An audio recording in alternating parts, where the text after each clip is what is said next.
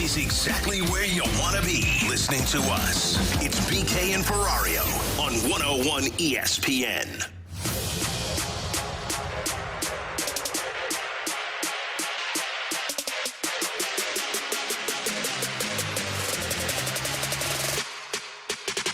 Fedde delivers.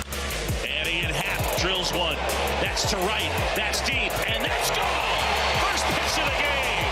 Ian Happ leads the lot. 1-0 comes. And the ball's leaving the park to begin this one. Swinging a drive toward right field. Pretty well hit. Back goes Burleson near the wall. Gone. Reese McGuire will touch them all. Swinging a drive right center field and deep. This ball's got a chance. Gone. Right center in the bullpen area. Kyle Tucker with a long ball. Starting the game, playing center field, batting ninth, and then coming in. 3 pitches will take care of the Cubs.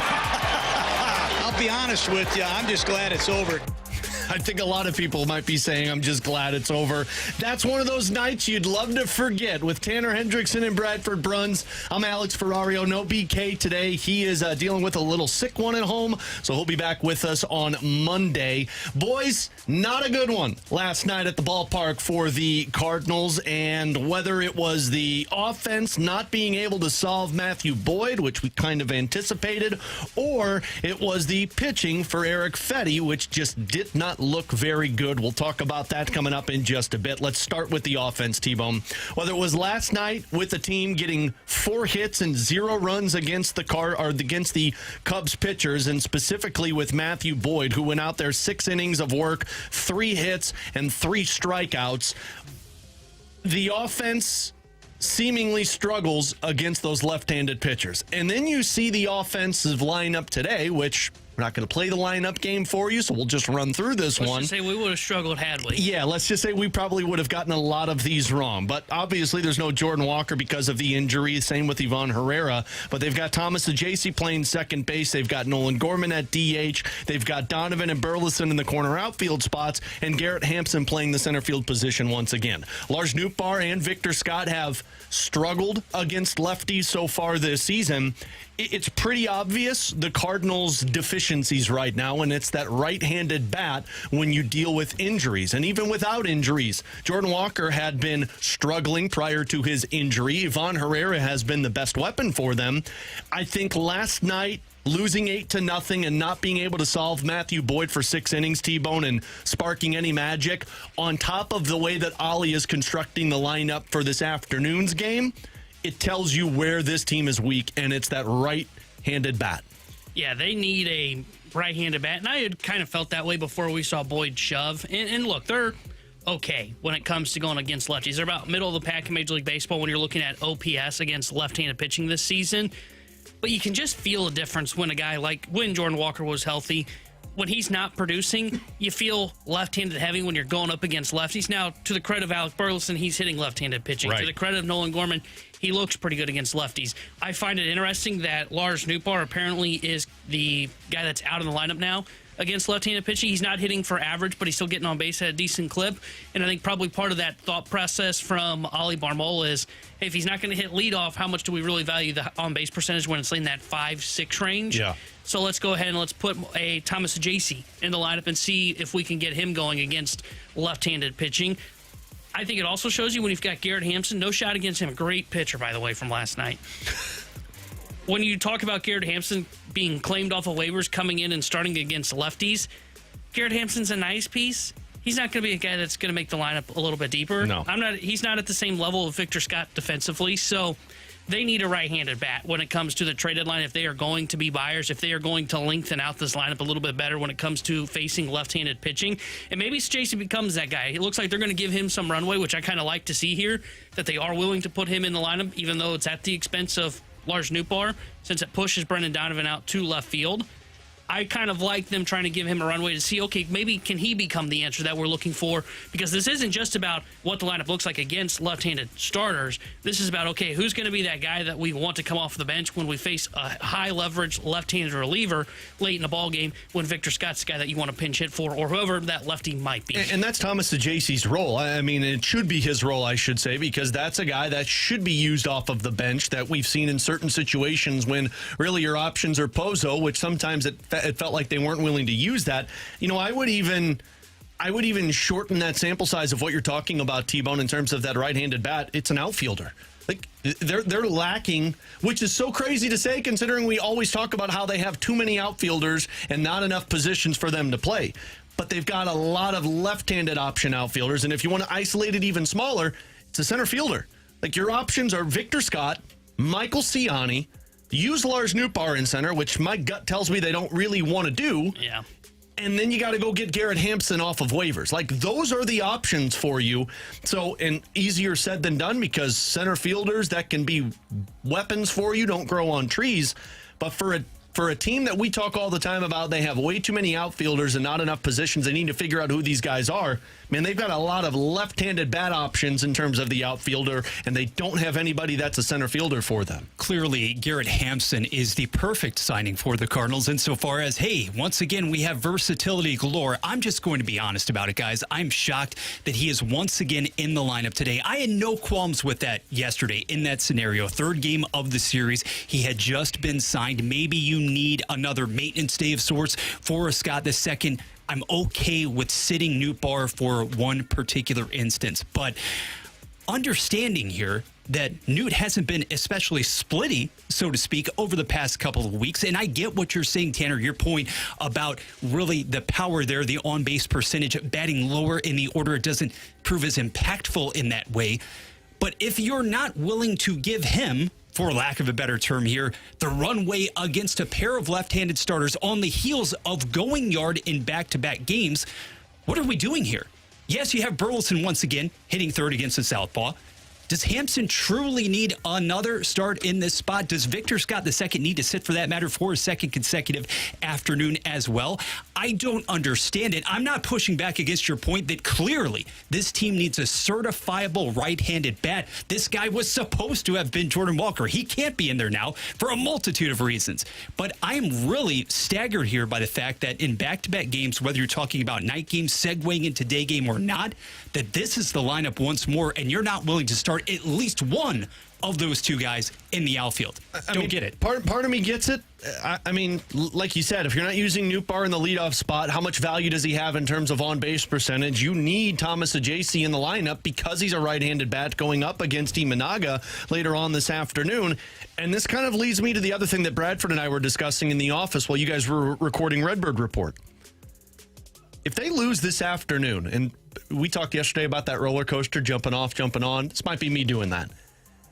Is it a disappointment if you split this series against the Cubs? Because if you lose this afternoon, you made 0 ground up on the Chicago Cubs. You win 2, you lose 2. Nothing really gains for you going into this series. The Milwaukee Brewers, barring what happens to them later on today against the Rockies, I believe they're playing, they could move closer to the Cubs because they've picked up a couple of wins recently against the Colorado Rockies. To me, it's kind of a disappointment, T-Bone. And I don't mean to be Debbie Downer in here, but I said it on Monday. You've been great at home this season. And this is the opportunity to push the Chicago Cubs into lacking confidence because they struggled coming into this one. You beat them up. You pulled yourself within at least gaining a game ground on them after winning 3 or 4 against this series. But, man, splitting it with them when going to Wrigley in 3 series from now, it feels like a little bit of a downer compared to what it did after your first 2 wins that you pulled out. Yeah, I don't feel that way. I don't think it would be disappointing if they earn a split. I think it would be they took care of business. Now, sure, they won the first 2. You'd like to end up taking 3 or 4, but I think at a minimum you had to earn a split in this series. And I think if you lost 3 or 4 and then you lose a game, if you get swept, you drop 2 games now to the Chicago Cubs, and they are kind of in the driver's seat when it comes to the tiebreaker potentially. I view this as, hey, if you split with the Cubs, sure, there's maybe a little bit more pressure on you when you go up to Chicago 4th of July weekend. I don't feel disappointed because I think it showed to the front office, hey, look, this team, even though when you look at the standings, they're a handful of games back of the Chicago Cubs still, and to your point, didn't make up any ground. I think this team showed the front office, hey, look, we can compete with the Chicago Cubs. We're not that far off from what the Cubs are. So don't necessarily look at it as, hey, is it just the wild card as the path for the Cardinals to be a playoff team? I think this, if they are able to earn this, well, they minimum are going to earn the split. Yeah, minimum. I think either way they've shown, hey, we're right there with Chicago. Give us a chance, Mo.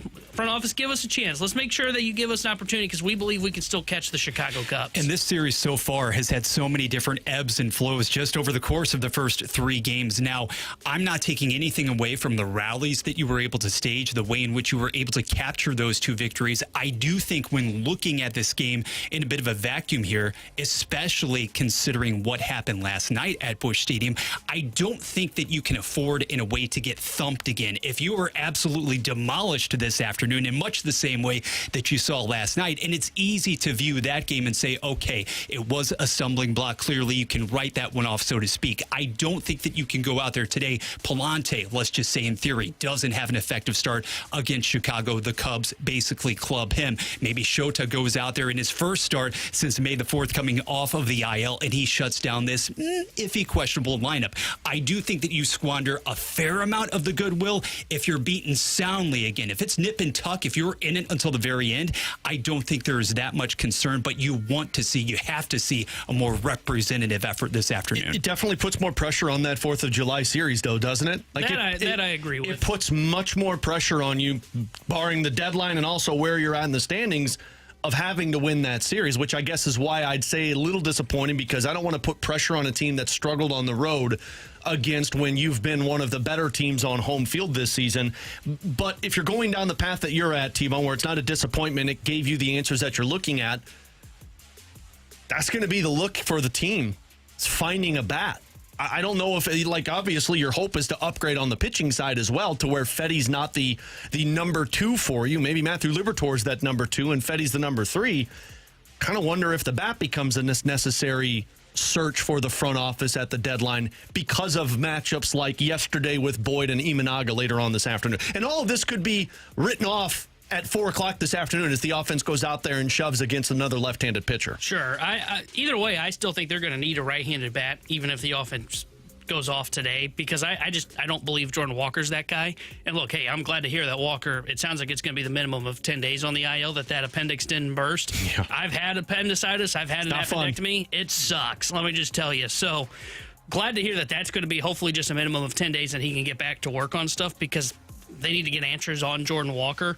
I think either way, though, they're probably going to need a right-handed bat. Unless Walker goes on a surge before the deadline occurs, I think their needs are defined. And I don't know if you agree with this or not, but I would say right-handed bat, probably preferably an outfielder, a bullpen arm, high-leverage bullpen arm, and then a starter that you can start in a playoff game. If you're going to be a buyer at the deadline, I think those are the 3 biggest needs for them. And I'm not going to say they're going to accomplish all 3, but those are the 3 things that they should be looking for if they're going to be buyers at the deadline. And to be fair to Bo, like, when they are buyers, he typically accomplishes the checklist, right? Remember last year it was need a right-handed bat, got Tommy Pham, need a starter, got Eric Fedde. Yeah. Well, yeah. Pham didn't last very long. And they got their bullpen arm. And they DFA'd that guy, too. Maybe he wasn't here for a while, but like he went out and accomplished all 3 things that they need to do. I thought they had a great trade deadline last year. Yeah. And then did pretty good at getting rid of salary, too. I was going to say, well, and they shed the salary on top of it, which is why I think this series, making sure that you get the split no matter what, on top of winning that series once you take on the Chicago Cubs a little bit later on in the month of July, becomes that much more impactful. He's Tanner Hendricks and Bradford Bruns. I'm Alex Ferrario. We are live up on our YouTube channel at 101 ESPN STL. iRock is over there. Alex is over there. Cat Dad Gamer is over there. Also, our Air Comfort Service text line is live and active. 314-399-9646. You can hop on over onto those conversations as well. We've got Tim Taylor, Assistant Blues General Manager, joining us today at 12:30. He'll be on video, so make sure you're on YouTube for that one. We'll talk a lot about the Blues pipeline with Tim Taylor coming up at 12:30. But coming up next, should the Cardinals have traded Eric Fedde this offseason? Seems like a dumb question to ask because we're past it, but guess what, T-Bone? That crowd showed up once again last night. We'll discuss that. And last night was a reminder of one thing that's very important for the Cardinals down the stretch. We'll get to all of that next here on 101 ESPN. You can now listen to 101 ESPN on demand. Get caught up on all our shows and podcasts at 101ESPN.com or on the 101 mobile app. 101 ESPN podcasts are presented by the Schaefer Door Company.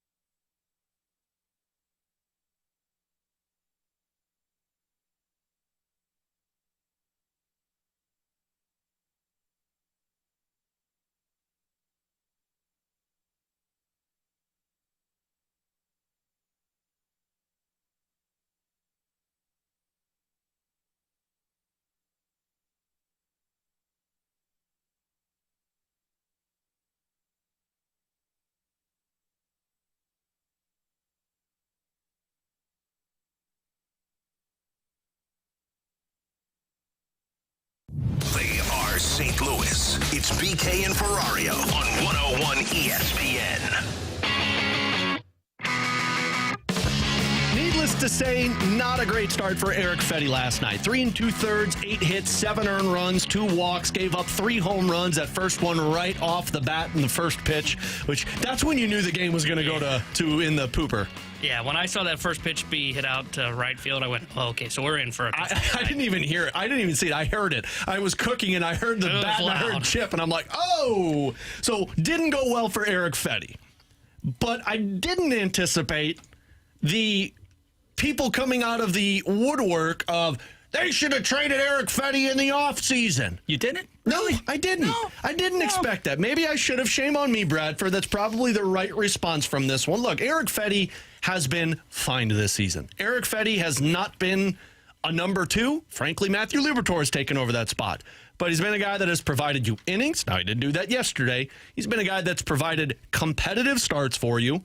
And frankly, he's allowed you to not have to force guys up to the major league level. And I know some people would rather see Michael McGreevy. Guys, Michael McGreevy got beat up the previous start as well. So this isn't uncommon. I remain in the camp of, look, I would have probably searched to see what was out there for Fedde. Obviously, there wasn't a return that matched what the Cardinals felt was good enough to warrant trading him away. I think they did the right move in terms of, look, Eric Fedde was here. Eric Fedde probably isn't going to be here past the trade deadline. You hope to upgrade over that, but he got the job done for you all so far this season. It was an ugly start last night, but I still think Eric Fedde has been fine for what they got him for. Yeah, I was in the camp in the offseason of, okay, maybe you move Fedde, you go out there and you sign a bargain contract like Kyle Gibson. Well, Gibson was so bad for Baltimore got rid of him, and that's hard to do because Baltimore's pitching stinks. Jose Quintana was another name that was out there, but Quintana dealt with injuries at a time with the Milwaukee Brewers as well, so you would have really been testing your depth. And as we know, the Cardinals' depth is not very good. It is Michael McGreevy, and then there's nobody else. Yeah. Now, nobody else has gotten hurt.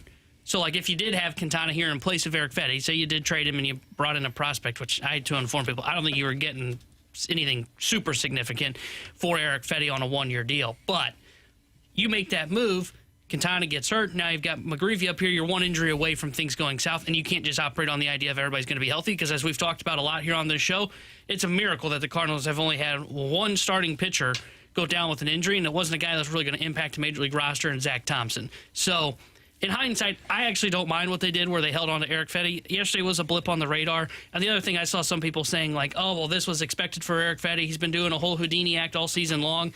Walks weren't even his biggest issue last night. No. It was the hits that were killing him last night, and the long ball more specifically. Fedde's been a really good number 3 for you at $7 million, $7.5 million, whatever the salary is. I have no problems with him being in their rotation. Is he a guy that you look to trade at the deadline? Maybe. Is he a guy you're going to try and upgrade from at the trade deadline? Yeah, for sure, if you're a buyer. Like I just have no issues with the fact that Eric Fedde's still here on this roster today. You look at what the other options are. Like you mentioned, McGreevy be up here. That's great, but your depth portion of all of this, it's a disaster. Somebody on the Air Comfort Service text line brought up, I'm in the camp of Steven Matz should be starting. If Steven Matz is starting, I think your bullpen looks a little different because that's been a piece that you've relied on for a decent chunk of this season. And yeah, you've had some good pieces, but man, look at what the options are beyond the players that are here now. Like you've got nothing. You've gone through that revolving door so many times this season. You could have gone the route of signing somebody. You don't know if you were getting those guys. You don't know what they would have looked like. Kyle Gibson obviously struggled early on in the season for the Baltimore Orioles. Home runs were the problem last night for Eric Fedde, but I could argue it was the problem for 2 Chicago Cubs starters the 2 previous games. Eric Fedde has been a fine piece for it, and maybe the return's not as high as you thought it would be in the offseason. I still think you could get at least a return for Eric Fedde at this trade deadline if you decide to trade him. I'm in the camp that believes he's as good as gone because of McGreevy's play and because of the need to maybe upgrade over him. It's not like you're just going to give him away and get future considerations for him. I would imagine you could still get something of substance for the Cardinals system if Eric Fedde gets moved at the deadline. Now, see, that's where I actually come in, and I do question exactly what you can reap in return because let's just say it, guys, last night I'm not going to really equate that to being just a blip on the radar. Now, granted, the hard contact was exactly that. That was Miles Mikolas in Boston level for that matter, but their walk rate has frankly been elevated throughout the entirety of 2025, and he hasn't been good. He flat out hasn't been good ever since he went the distance back on May the 5th, May the 9th, in Washington for that matter. When you profile what he has done this month, and it's not just a matter of the wins and the losses, even though if you're telling me you haven't captured a W since back on May the 9th, I do think that is a problem. The fact of the matter is that, yes, he has been able to somewhat consistently navigate through and wiggle through a lot of starts in which he hasn't had his best representative stuff. But if you were not inclined to move him, say a month or so ago, and there wasn't a hard deadline or anything like that impending in place, well, now, since he has been drastically worse, let's just say it, the numbers bear that out, over the course of the past few weeks, that does diminish your potential return in whatever capacity. So I think the proactive move, the preemptive move, would have been to consider it right then, right there. But also, Alex, that speaks to your point about just simply not having the necessary depth at the AAA level as well. It's all a trickle-down effect. You insert Matz into the rotation, then what happens to your bullpen as well? You simply don't have enough on either end. And you mentioned like trading him, and maybe there's just not as much value there now because of the stuff. Can we be honest? If they were making the trade for Eric Fedde at this point in the year, in the offseason, there might have been the conversation of like maybe you get something good in value return, and then you end up going out and signing somebody, or you just clear a spot for Matz, McGreevy, whatever they would have done. Yeah. Right now, if they trade Eric Fedde, I don't think it's anything about the value of the return, especially if they're in it. If they fall out of this, then yeah, maybe they are targeting more value in return. Right now, a trade of Eric Fedde would be more about creating that opportunity for a Michael McGreevy. Sure. That would be them signaling, hey, we think maybe we've got some depth behind us. Maybe TK Roby ends up taking a little bit of a step forward over the next month or so. Maybe Quinn Matthews starts to develop a little bit better and is looking better over the last month. They say, okay, well, maybe we can use those guys as depth pieces if necessary later on in the year. So really it would be more about creating another opportunity for a Michael McGreevy than it is about let's make sure we get value on Eric Fedde. Because the one thing that I was questioning in the offseason that I do think is, I still believe this, I think there was more value on Fedde in the offseason because of the contract, not so much of what the pitcher was. I don't know how valuable he is at the trade deadline. I think some teams will need him because, as we see across baseball, there are a ton of pitchers dealing with injuries. So some teams probably going to need him to just come in and help stabilize things. But he's not a guy you're trading for to say, aha, we've got Fedde to be in our playoff rotation. No, it's more of, hey, we need an arm. Let's go acquire him. And for the Cardinals, it's more about, yes, you want a good return. It's more about the opportunity created for Michael McGreevy. And ideally, if you're swapping those spots, that's the thing. You're inserting McGreevy with the hope that he basically becomes or transitions into Fedde plus, right? Insofar as he actually logs and eats more of those innings. Fedde, that was one of his calling cards. And yet here we are as we get into the latter stages of June. And since April the 22nd, only twice has he actually logged a start with more than 6 innings. So McGreevy, you would think in theory, gives you that plus stuff. Speaking of value, last night was also a reminder of the value of Pedro Pages. And there's value in Pozo in terms of that bat specifically plays against left-handed pitchers, which is why you saw him in the lineup yesterday. He crushes lefties. I mean, he's got the second best OPS on the team right behind Ivan Herrera, which goes to show you how impactful of a bat he is. By the way, great bat flip on the double. Oh, absolutely. I don't know if we needed it, but no, I liked you needed it. What was it, 6-0 at the time, 7-0 at the time? Might have been 8-0. I don't remember what. Regardless of what it was, you needed to at least taunt them a little bit to try and spark some intensity back on your side. But great as the bat is, you learned the value of having a defensive-minded catcher. What was it, T-Bone? 3 stolen bases on him, 1 passed ball and 1 wild pitch?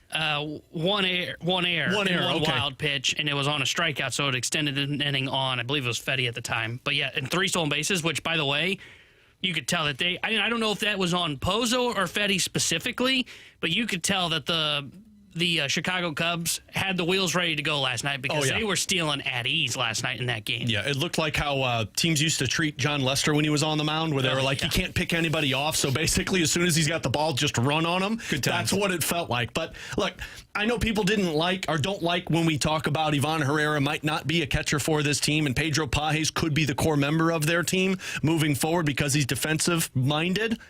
You saw the reasoning why last night, and you also saw the reason why maybe you do need to make sure you find a defensive-minded catcher as a 1-2 punch with Pages so that you always have somebody back behind the plate, because it got ugly, and I'm not putting all of the blame on Pozo, but you talk about innings going further than what they should and stopping the snowball. He did not have the ability to stop the snowball last night for the Cardinals, which always puts salt in the wound for a team like that.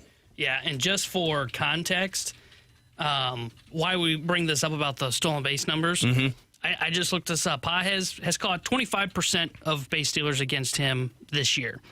When you look at what Ivan Herrera and Pozo have been behind the plate, they are catching 10%. So it is a 15% difference when it comes to stolen bases in terms of how many times the Cardinals are able to catch those guys when they don't have Pages behind the plate. And I still think that's an area where Pages needs a little bit of work on. But it also goes to the things that we've talked about in the past with Pages. It's about the game calling and the controlling the running game, as we mentioned, and then also the framing of the pitches. Like last night, Eric Fedde did not get a lot of borderline calls. Now, is that on Pozo, the umpire? I don't know.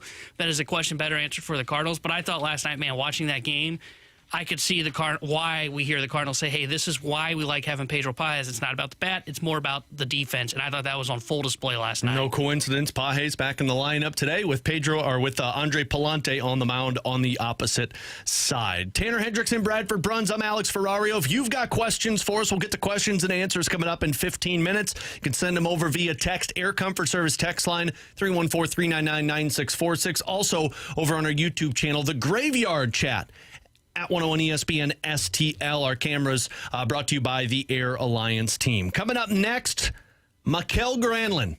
Back in the conversation once again for the St. Louis Blues. There was a rumor out there about him tied to St. Louis. We'll discuss that. And I've got a new center name for you that I'm curious what people are thinking once I bring his name up. We'll get to all that next year on 101 ESPN. 101 ESPN is powered by Kaufman Townsley St. Louis's injury lawyers. Call 314-500-5000.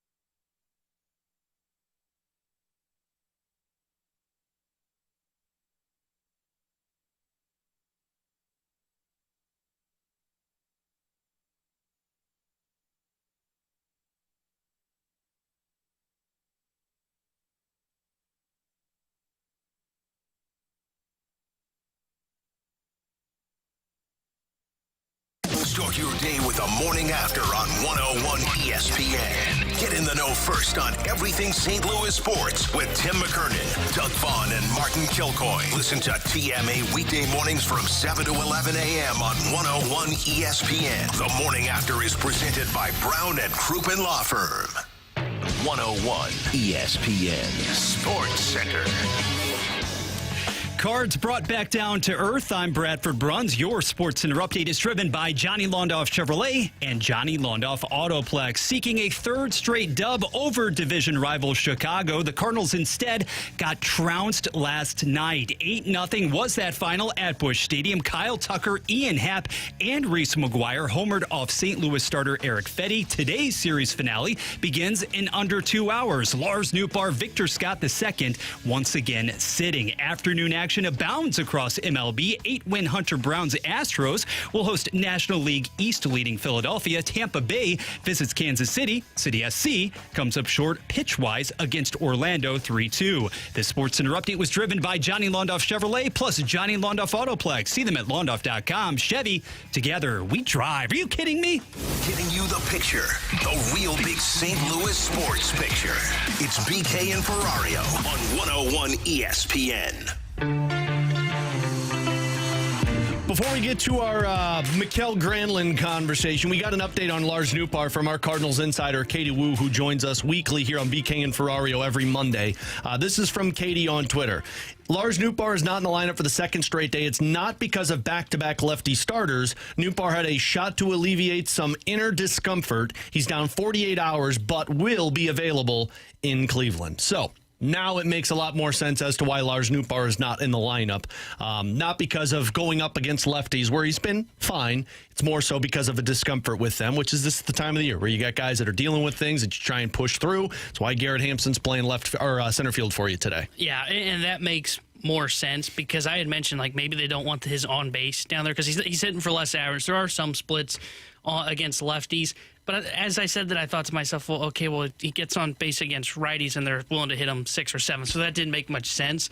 So glad to hear that this is something they're trying to get ahead of because the Walker injury, their recall shows you where their depth is right now. They are starting to really be tested on their depth chart. When Jose Fermin's your answer from Walker goes down, oh, boy. Yeah. If you were to lose another player, I don't know what their answer would be if Nootbaar went down. They would really be soul-searching for what Baker, they would be right? doing. And you'd just be telling somebody that you're a permanent outfielder. I don't know what their answer would be if Nootbaar went down. It's the only other bat that you can, or Ciani, I guess. But that's probably what they would do. They would probably call up Ciani, and it would be... Isn't Garrett Hampson, though, just a right-handed Ciani? Yeah. I mean, or Hampton, sorry. Hampton at least can play multiple positions, so that would be what helps. Ciani would be the one that gets called up, I guess, just as a late defensive replacement. Let's not even talk. I don't even talk about that. You know what? Start knocking on wood, making sure that doesn't happen. But there's the answer for you on Lars Nootbaar as to why he's not in the lineup today. And again, Cards and Cubs, first pitch a little after 1 o'clock. All right, back over to the NHL now because Andy Strickland of FanDuel Sports Midwest put this one out there yesterday, and I saw this on NHL Rumor Report. He was on TSN up in Toronto, I believe is who he was on with. Basically said the Blues' number one target, according to Andy Strickland, is Mikael Granlund. And T-Bone, I don't know. Got the shimmy. I felt yucky when I read that yesterday. I've made my stance on Mikael Granlund pretty clear, and I don't think it's going to change. I don't view Mikael Granlund as helping this team next season because I don't believe he's a centerman. Dallas didn't use him as a centerman. Now, I understand that they have Sagan, they have Wyatt Johnston. They got a lot of guys who can play the center position. But I don't know if Mikael Granlund comes in here and is an upgrade for you at the position that is a most necessary position. Like when you look at his faceoff numbers, he's fine in the faceoff dot. He's about 47 to 50%. He wins faceoffs. But I also look at how he's been used in terms of how bad he is defensively. And what does Jim Montgomery love with his centerman? The 200-foot play. What did Doug Armstrong say about the center position? A 200-foot offensive forward. To me, that is not Mikael Granlund. And we've talked a lot about this market of how much guys are going to cost. I think you're talking multiple years at $4+ million for Mikael Granlund. And to me, a guy that long-term is going to be a winger for you, that doesn't match the need of this team. And I feel like that is going to put you in a tough spot in about 2 years of signing him. See, I really like the idea of Granlund. And if that's the move that the Blues do, I am totally okay with it. And I understand your concerns on his defensive play. I'm looking for a guy that brings a little bit more offensive punch to that third-line center spot. And the reason that I really like the idea of this signing is if you did do the contract projection, at least on daily faceoff, is 2x5. Let's say he gets an extra year because of the market. Let's say it is 3x5. I'm still in on that because there's offensive upside to him. I understand your concern about him being a center long-term. The reason that I like this move so much is because my expectation is I'm hoping he's only a center for 1 year of that 3-year deal, if that's what he signs. Yeah. Because my hope is that he is the perfect guy to be brought in, just be that stopgap, and be a stopgap, by the way, that at least gives you solid numbers on the dot and can provide some offensive upside, unlike what they tried last year early on in the year with Pavel Buchnevich, where it was, we're going to use this guy as kind of our stopgap while Dvorsky develops, and became clear early on, like, man, this guy just clearly isn't a center, right? Wasn't good on the faceoff dot. The offense didn't follow with it. Wasn't as good defensively as he is when he's on the wing. At least with Granlund, you're getting a guy that's got an offensive upside, win some faceoffs, and I'm totally okay with then in like the second year of that deal, you end up bumping him out on the wing because you have Dvorsky developed. That's why I like him so much, is he feels like the perfect kind of stopgap guy that, sure, maybe you don't like his defense, but he at least is a guy that you can put in there and not feel like, oh boy, here we go with our third line center. I guess here's my other question. Do you need another $5 million winger on this team? Because now, we're under the umbrella of Kyrou's not traded. We'll talk about that in the 12 o'clock hour because I know there's plenty of rumors still swirling around about that. But if Kyrou's not traded, you've got Kyrou, Buchnevich, Bolduc, Neighbors, Snuggerud, Holloway. Like, your 6 is set, or 9 is set in your top 3. Do you need another $5 million winger when you know Holloway is going to probably getting somewhere between $7 and $8 million if he has another good year? That's the part for me. I look at where their strength is. I don't need to strengthen that anymore. I need to strengthen the one position that you're bad in. And look, everyone around you in the Central Division is making moves. Utah just made the move for Peterka. We'll talk about that a little bit later. Minnesota's trading guys out, which tells me they're probably going to be spending money in this offseason. Dallas, for some crazy reason, is tied to Mitch Marner. The Central Division continues to find ways to add pieces. I just don't know if I want to add something that I'm already good at for a guy that may be there for you 1 year, but you're moving him out of it because he's not good. Yeah, I get that. I understand what you're saying, and it's a fair point of now you're adding to a place that's already a strength. I would, and this is why I can't run a hockey team, I'll just figure that out when we get there, right? Like maybe that means I end up using a Zach Bolduc or a Jake Neighbors, one of those guys, as a piece that goes out and gets me something that maybe helps the blue line, for example, because you're going to have Falk that comes off, or a center if you say, you know what, Dvorsky's just not going to pan out as a guy for us, or when Shen's contract comes off the books in 3 years, maybe look at him and say, okay, well, maybe he's a winger as well. That's why I'm okay with the idea of, hey, let's sign Granlund, and we'll figure it out from there once we get past year number 1 of what we need to do on the wing. Mm-hmm. Because if you do look at the blue line and you're saying, okay, well, we want to upgrade over Justin Falk maybe at the end of the season, well, now you have some trade pieces that you can use to go out there and maybe find a defenseman that becomes available. So there's another name that's out on the market now that I'm curious. This is just me measuring the atmosphere of if the Blues were to go after this player. Anybody remember the name Evgeny Kuznetsov? I remember that name. Yeah. I think we actually talked about it here on the show last season, not this previous one, but the year prior. A longtime Washington Capital, was bought out, if I'm not mistaken, by the Washington. No, he was traded from the Washington Capitals for a third-round pick to the Carolina Hurricanes 2 years ago. Played with Carolina, was in the playoffs with them. After the playoffs, didn't get re-signed by Carolina, and he went to the KHL. Played this past year in the KHL, was a point-per-game player. Scored 12 goals, 37 points, and was a part of a team that went deep into the playoffs for KHL. He's 33 years old, has not been good for the last 3 years, but the rumor out there is that he's looking for a return to the NHL. I bring this up because, to me, this is another one of the Jonathan Toews tests. We just talked about Granlund, not great defensively. You know who also was not great defensively? Evgeny Kuznetsov. His numbers don't look good. No, but he's a finisher. And I'm looking at this one more so as a 1-year chance. Does that one spark any interest to you versus everything that we have talked about this offseason for the Blues? I've got a little interest. I don't know that he would rank in my top, I don't know, 5, top 7 of my choices. I'd still rather have Granlund, Suter, JPG from the Islanders if they went out and made that kind of a trade. But if they said, hey, a 1-year deal like you're saying, kind of Taves-esque, I wouldn't mind it because you're right. He is a finisher. Now, defensively, I don't know. If we're talking about Granlund as being a guy that may not fit defensively with the Blues, he definitely doesn't fit in this conversation. But I wouldn't mind this kind of a move. He is at least something that I look at and say, okay, I'm intrigued. I see the upside that you're shooting here for. It's a 1-year deal. I've said this multiple times when we've talked about this in the offseason. There's no such thing as a bad 1-year deal. Yeah.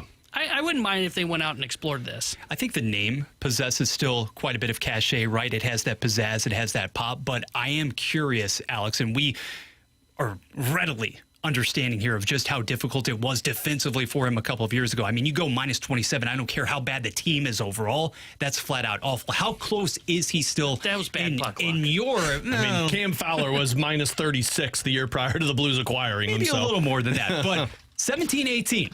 That was a long time ago when he was an anchor for that cup-winning Washington squad. How much has the game really fallen off in your estimation? What can he be right now? Well, 21-22 wasn't that far off, and he scored 24 goals and had 78 points for the Washington Capitals.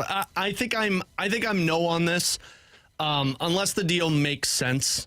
I'm thinking $2 million. And here's the thing: you're not getting him for that because he's not leaving Russia for that. But, to me, anything north of $4 million or multiple years is just too much of a risk that I don't think the Blues need. I always look at where he was at and why he was moved on. Washington, the year they missed the playoffs, traded him away. Now, to get some assets, but the following year when he wasn't there, they made the playoffs. He was fine in Carolina. Sometimes you have to have the right locker room for it. So I think I'd be a no on Evgeny Kuznetsov, but this is just the market. The reason we keep bringing all of these names up is because when more centermen come available, you look at it and you say, does that make sense for the Blues? And a lot of the times, it's just a big no, which is why we got to the rumor conversation yesterday of Kyrou for a Noah Dobson. And we'll talk more about that in the 12 o'clock hour. Tanner Hendrickson, Bradford Bruns. I'm Alex Ferrario. Don't forget, we got Tim Taylor, Assistant Blues General Manager, joining us at 12:30. Coming up next, we'll answer your questions. 314-399-9646. We'll do those next here on 101 ESPN. This Saturday, Cardinals and Guardians. Pregame at 2:30. First pitch 3:10. The MLB plays on 101 ESPN.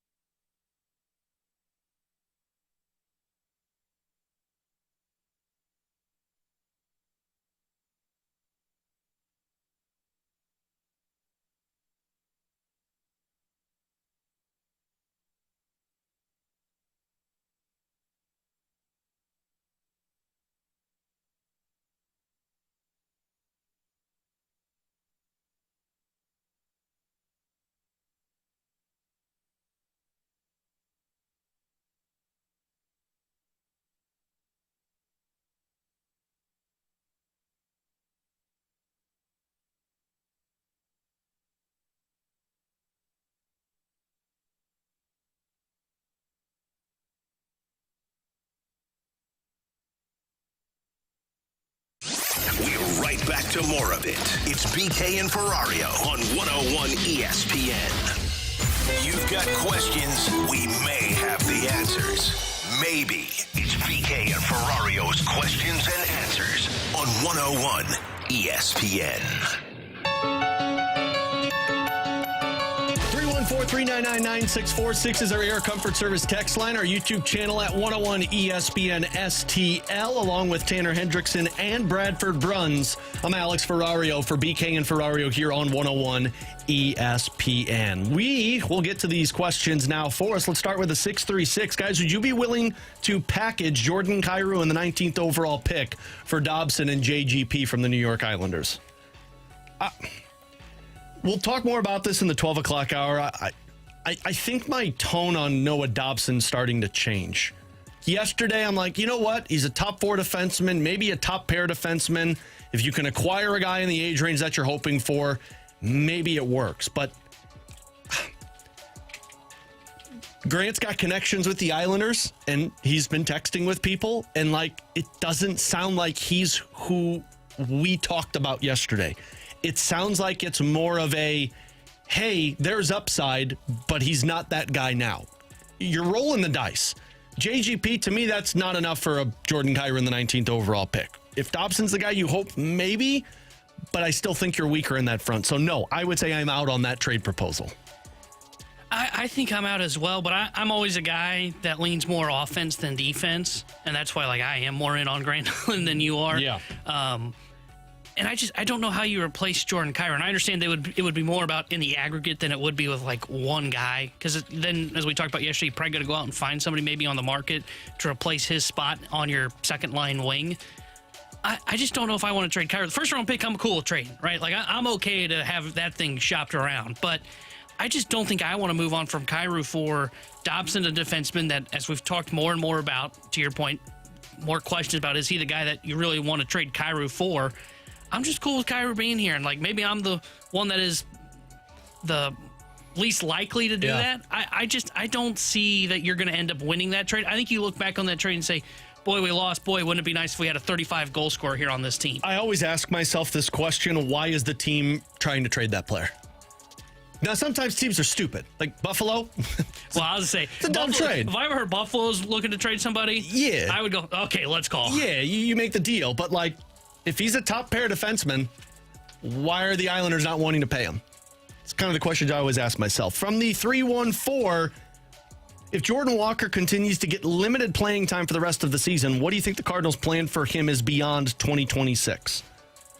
So right now, he's not playing because of appendicitis. We found that out yesterday. It's why he was placed on the IL, and it's why he hasn't been in the lineup for a couple of games. This is a hard question to answer. I don't know what you do. I know Kerry mentioned yesterday on the fast lane that, look, you just trade him if you're done with him. That's fine, but T-Bone, you brought it up. He's the guy that you are going to be always regretting trading if he goes on to have success elsewhere, and he still is super young. Mo told us that multiple times yesterday about Walker and Gorman. It's hard for me to imagine that he's another everyday player for you next year if he becomes a platoon bat and then maybe a bench bat towards the end of this season while you're making a push for the playoffs. Yeah, I don't know what you do with him because, as much as I continue to say, he is the kind of prospect that lives and dies in your system, at some point it does feel like he should make a decision, right? When I bring up that statement of he should live and die in your decision, what that is you're just kind of operating scared and too afraid to make the Rosarena trade again. I think you keep him here. I think you try and work this out again this year, and I think you go into next year hoping that, okay, maybe things start to click for him. That's it, though. I don't know if there's much runway outside of extending slightly into 2026 because at some point they're going to get back. I thought you said this perfectly, and I think it's totally fair yesterday when you said, hey, the moment you make the playoffs, there become expectations. And I 100% agree with that. I think if this team makes the playoffs, it will no longer be about runway. They can try and sell that at the postseason presser if they want. I'm not going to be biting on that. I'm in on that going into this year. You make the playoffs this year with what was a quote-unquote runway season, runway's over. It's now about, okay, how do we get to that next level 2026 and beyond? In one way or another, I'm not riding the fence, which means if he is not going to be a fixture in your lineup, and at this point in time, I'm not sure how you could cement him as such, then he's also not some sort of a foremost platoon performer for me either. It would be a different situation, guys, if we had looked at the body of work so far in the majors and said, all right, this guy absolutely mashes left-handed pitching. But we haven't seen that yet either. So if you look at the outfield configuration next season and you're counting on a Newt, you know that Scott II is going to be patrolling center field at a Gold Glove level. And you also have Alec Burleson, because I'm just here to say that Herrera is going to be your DH. You're not likely to move off of the Contreras contract. So where are the at-bats? From where are they coming? Unless Burleson shows something to the contrary, he's in there every single day in 26. Where does that leave Jordan? Couple of more of questions and answers here on our Air Comfort Service text line, 314-399-9646. From the 314, what's your thoughts on the potential 84-game schedule in the NHL? So this just actually came out from Pierre LeBrun. NHL and NHLPA are currently meeting again to try and push the CBA extension framework across the finish line. Still has a few issues to clean up, but if they're able to do so, expect a Friday news conference to announce a 4-year agreement on the CBA extension, and that would be 4 years after 2026. So they'd be locked up until 2031 offseason. I love it. On top of a couple of things with the CBA, I love the LTIR loophole is now gone to where you could try and pull it off, but you have to be cap compliant once the playoffs start. This is the best thing for me, though. Like, the goal is to try and end the postseason, hand the Stanley Cup out early portion of June, not 4 days ago before the draft. The proposal is you add 2 more games to the schedule, make it 84, and those games are divisional opponents, so you get more division matchups. I love. And it's also taking the preseason from 6 and 7 games down to 3, which I also love. The goal would be to start the regular season at the end of September and try and end the NHL season at the beginning of June. I think it's a perfect idea. Yeah, I don't mind it at all, because they are trimming preseason games, which, like, those aren't even on television. Like, we don't, as a fan, you don't even get to see them. So I'm in on that. You get more division games because you're adding 2 more. Like, I'm all in on that, and especially starting the season earlier, hopefully wrapping it a little bit earlier as well, because there's nothing like watching hockey when it's 100 out. Yeah, let me tell you. The other thing, too, I'll ask this here real quick for questions and answers. Another thing that's in that, reportedly, going to be in that new CBA is the idea of, hey, contract extensions going from, maxes now when they're with you 8 years. You can sign, like Jordan Kyrou signed an 8-year deal, Robert Thomas signed an 8-year deal. And then when they're in free agency, they can sign a max of 7. That's now going down from when they're with you, the max is 7 years, and then the max in free agency is 6. Does that make you more likely to want to get a Broberg and Holloway contract extension done now? That way it's in the 8-year time frame rather than, it's only 1 year, but compared to just 7 if they sign just a bridge contract for their next contract extension? Yes and no. Like, on the yes part of it, absolutely, because if I can get 8 years of these guys, I'd rather get more years than not. But I also don't know who they are yet, and signing 8 versus, let's say, 6, where I have a better idea, isn't the end of the world. Regardless, like, let's say you don't sign them until next year and the max can be 7 now instead of 6. I still think you're getting that year of what you would hope. It would definitely intrigue me, though, if I'm the Blues, and if I'm the Broberg and Holloway side, I'm not doing that. I mean, I'd much rather try and go the fewer years so that you get to free agency sooner when you're younger and make more money. But, yeah, I could see why some teams would look at this and say, let's do this now because we need to get the 8 years versus the 7 years when it becomes available. This makes me want to get it done. That way you get that 1 more extra year. And, again, like, it's not the end-all, be-all. Right. But it does make me want to try and get those contract extensions done. And I understand what you're saying if we don't fully know what they are yet.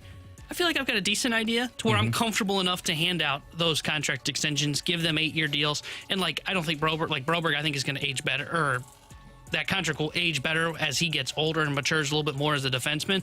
And I'm not concerned about Holloway with his age either. So this makes me want to get those deals done now more than what I had previously been saying, where I was kind of in line with you, whereas, well, you don't have to. There's no pressure to get it done now. I kind of want to now. Yeah. I want to get that 8th year. It makes a lot of sense. He's Tanner Hendrickson, Bradford Bruns. I'm Alex Ferrario. Coming up in 15 minutes, of course, we saw the Peterka trade take place last night from Buffalo to Utah. Did that give us an idea of what the value is for Jordan Kyrou? But coming up next, Is this the offseason that ownership's philosophy needs to change? We'll discuss that here on 101 ESPN. 101 ESPN has your chance to meet Adam Wainwright at this year's Big League Bash at the Factory July 27th. Our winner will receive 2 tickets to the Big League Bash, featuring Adam Wainwright in concert, along with appearances from Cardinals players and Fred Bird, a silent auction, and more. All to support Big League Impact. Plus, our winner and guests will receive 2 passes to meet Waino prior to the show. Tickets to the Big League Bash, supported by Community America Credit Union, are on sale now. Find all the details and that chance to win free Big League Bash tickets and meet and greet passes to meet Adam Wainwright right now at 101ESPN.com and on your 101 mobile app.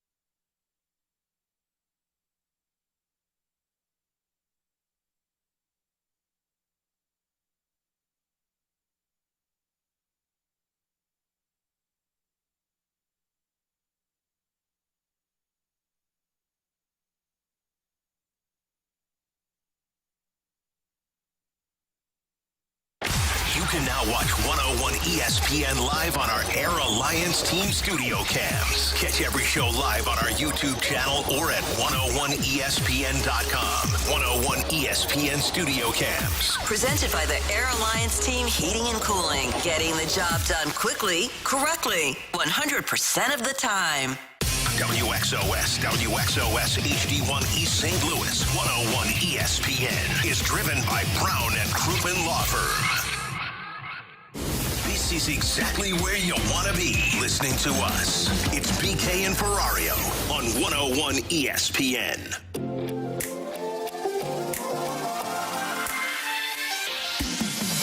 Superstars come in all different shapes and sizes, right? It's not simply what you're paying them.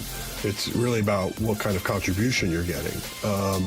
And in our case right now, somebody like a Brendan Donovan right now, he might not be a household name in the game of baseball, but he is playing like a big-time all-star. And when you look at like where Ivan Herrera was from an offensive standpoint, maybe arguably one of the top 10 bats in baseball right now. So, like, where it comes from, what it looks like is different, but it really comes down to, are you getting consistent production from your better players?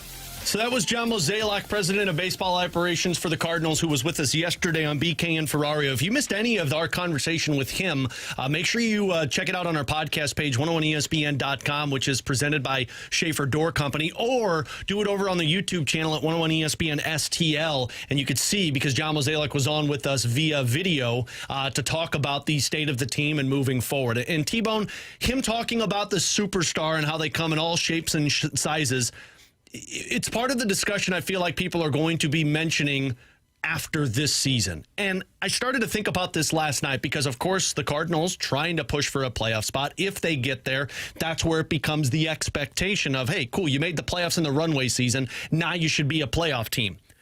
But one of the quotes he had at the end of it was talking about how, yes, ownership is going to have to shift their mindset at some point of how they acquire a star. The hope is we can draft and develop. Maybe it's a Herrera or a Donovan. Maybe it's a Baez or a Chase Davis in the minor league system. But if you can't develop them, at some point you have to shift the mindset. So I got to thinking last night, should this offseason be the year that they shift their mindset? And I know that seems crazy to ask because in one offseason you go from shedding salary and recreating, developing the minor league system to, cool, now you need to go spend $500 million. But I think we all can agree the area that they're deficient in. It's a impact bat, middle of the lineup, that can play the outfield position. Because I don't know where else that player would be. Your catcher is set. Your first baseman for now and potentially the future is set. Your infield is locked in. And it seems like center field is going to be Victor Scott's. So the only place that he can play is the corner outfield. And T-Bone, I don't know if you've looked at what the future holds. And look, a lot of things can change. But the easiest route to find the superstar, in my opinion, would be, cool, you go to free agency. You spend the money. Beyond Kyle Tucker this year, there's nothing. There's no outfield impact superstar level bats that become available to where you could just go throw money at. So if you want the easy route and you're shifting your mindset of like, look, yeah, we're going to have to invest at this at some point, this might be the offseason. Otherwise, you're going to be waiting a long time, and then you go into the, cool, we're going to have to trade, or we're going to have to wait and draft and develop. Yeah, I don't know what to, like, the quote Mo had of, like, hey, if ownership understands that at some point we're going to have to go out there, and if we don't develop, then we have to go find it. Like, okay, yeah, that perks my ears up, right? Like, that gets me excited. When Mo said that yesterday, I was like, oh, okay, cool. Hallelujah. But, like, is Tucker the guy they're going to be willing to do that for? Like, are they really going to be willing to hand out a $500 million contract? To a 29-year-old player, by the way. Yeah, like, that's where I just, okay, is that what he's referencing? Or is it going to be the, hey, when we get to that spot of it's time to trade capital, maybe there's a star, like Arenado, for example, that kind of falls into your lap, which is, hey, he's got 5 years left on his deal. This team that he's on is going into a rebuild. Maybe it's time that they're willing to ship that contract out. Is that more of the route that he was referring to of that's how we acquire the star? Now, either way, it is encouraging to hear that, hey, if we are looking for a star, it sounds like ownership understands that and would be willing to go do it. I just am not convinced on the, well, hey, now they're suddenly going to be willing to throw $500 million out at a guy like a Kyle Tucker just because we haven't really seen that. And they were in on $300 million guys, right? They were in on the Stanton market. Yeah. They had kind of talked about the Bryce Harper one a little bit, but they still didn't do it, right? You got to prove it first if you're going to really sell me on the idea that you're willing to go out and do these kind of a moves. You can't get to the finish line, but not cross at first place. Exactly. Yeah, I think the pointed question here is that we understand this would be an unprecedented financial commitment on the part of the front office, on the part of ownership, and is Kyle Tucker, and that's the name on which we have to go right now because, as you guys have stated, who else beyond this coming off season is really out there, who is on the immediate horizon?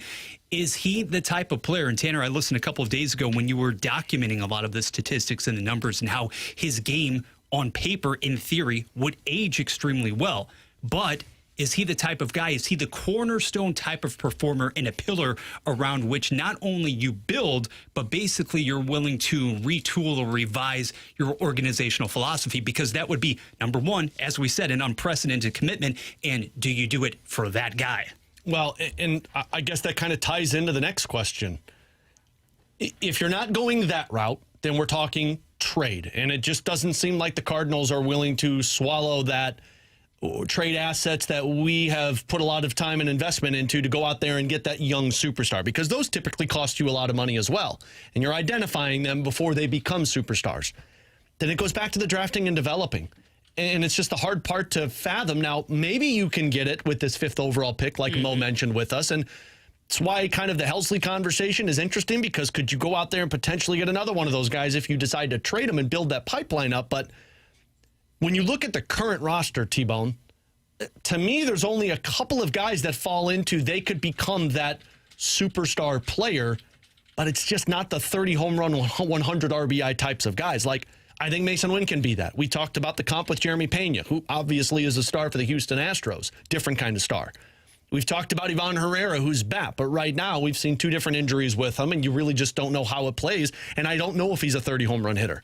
And then the other one would be an Alec Burleson, but I also don't know if he's a 30 home run hitter. So maybe you have them on your team, but it just doesn't feel like it's the same type of superstar that we're talking about of what they're desperate for. Yeah, maybe Herrera becomes that guy like who can take that next step potentially in the system for them. But outside of that, I just don't I don't see where that guy is coming, because you're right, like 30 home runs, 100 RBIs, who is that guy? And I think that's a superstar, right? It's either that or you can like write and pen a slash line of like 290, 340s in the on base, and the 3, slugs 4, like 5. Yeah, like what Tommy Pham did the one year. Exactly. Like that's the kind of guy that we're talking about of like a superstar. Is you write it in pen, you know what you're getting from that guy. And as BK said, I thought he said it perfectly yesterday when we were talking, I think about Nootbaar. I can't remember who we were talking about, but that's the guy that's consistent for the 6 months of the baseball season, right? He doesn't go through the ebbs and flows like we've seen from a Lars Nootbaar or even an Alec Burleson at times. I don't know if they've got that guy internally. Now, to be fair, like I don't necessarily know if they will really have that answer just by the end of this season, because some of these guys take some time to develop. I mean, you mentioned the 5th overall pick that they're going to have. If they take a position player with that selection, you're talking like 3 years before you find out if that's even the if guy. they make it to the big leagues the next year, like we're starting to see for some guys, that doesn't mean they become a superstar right away. Exactly. So they've got, I think, a couple years maybe to see if they've got the answer internally. But if we're still having this conversation 2 or 3 years down the road, maybe even 3 or 4, that's when I think that Mo comment of, hey, ownership understands and we're going to have to make that move. That's when it will be towards ownership and Chaim Bloom of saying, okay, guys, look, we haven't been able to develop it internally. It is time for us to start searching externally to go out and find a superstar, because as we've seen, and I've brought this up a lot with the Cardinals, they deserve credit. They can develop the complementary pieces. Like, I think that's what Lars Nootbaar is, a nice complementary piece for a winning ball club. Same with a Brendan Donovan. Alec Burleson right now falls into that conversation. Maybe he can be a guy that takes that next step. Mason Wynn's the same thing. But even Mo said yesterday, it's hard to win in baseball without a superstar. So if you can't get him in internally in the next couple of years, then that's when you really put the pressure on ownership to go out there and make that move. Where it feels like you have to do it sooner rather than later, too, because those complementary pieces, although you can develop them, you've got a lot of them right now that feels like you could actually make a run with. It's just you don't have the one piece. And as we've seen with the Cardinals, when it comes to pitching or hitting, like you may feel great about, hey, we're developing the complementary pieces. It can all like that be done. And all of a sudden, it's, wait, what happened to all these nice pieces we were developing? Now our minor league system is dried up of hitters. Yeah. And that fine line, too, that's exactly what we discussed, I believe, last Friday. Within your own division, how many different unicorns essentially have been uncovered or plucked by Cincinnati, Elly De La Cruz, Skeens in the case of Pittsburgh. And that's why I liked as well, Alex, that you pivoted back to the notion of drafting and developing, because it really all goes in hand. It is a balance of sorts. You have to land on that draft pick. You have to be able to have more than a stroke of good luck in the first place. But if you get anybody comparable within your own system, then what are you doing? It is incumbent upon you to be able to bring those guys along accordingly. And just a couple of years ago, I know things have soured considerably. You thought, we heard from John Mozeliak, that you essentially had that guy in-house. And he's back on the IL right now. Yeah. We digress. Yeah, well, and on top of it, too, I think the quote that stuck out to me was Mo saying, it's really hard to win without that superstar. Now, again, they come in all shapes and sizes,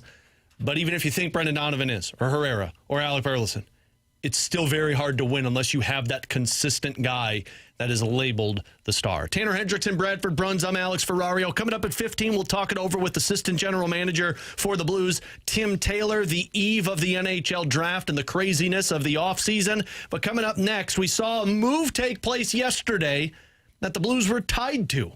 Do we now know what the market is if the Blues decide to trade Kyrou? We'll discuss next here on 101 ESPN. We want to hear from you. Use the Scott Lee Mic Drop feature on the 101 mobile app. Give us your opinion on anything St. Louis sports with a mic drop. Brought to you by the Scott Lee Heating Company.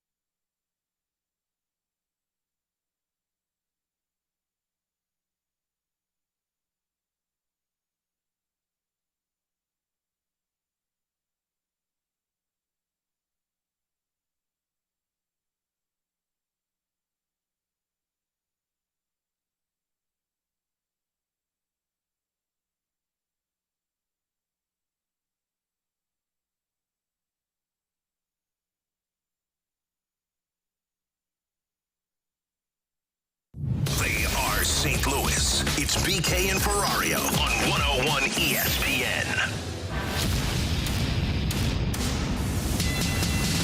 Along with Tanner Hendrickson and Bradford Bruns, I'm Alex Ferrario. So we saw another trade take place last night in the NHL. Utah Hockey Club acquires J.J. Peterka from the Buffalo Sabres for Matt Kesselring and Josh Doan.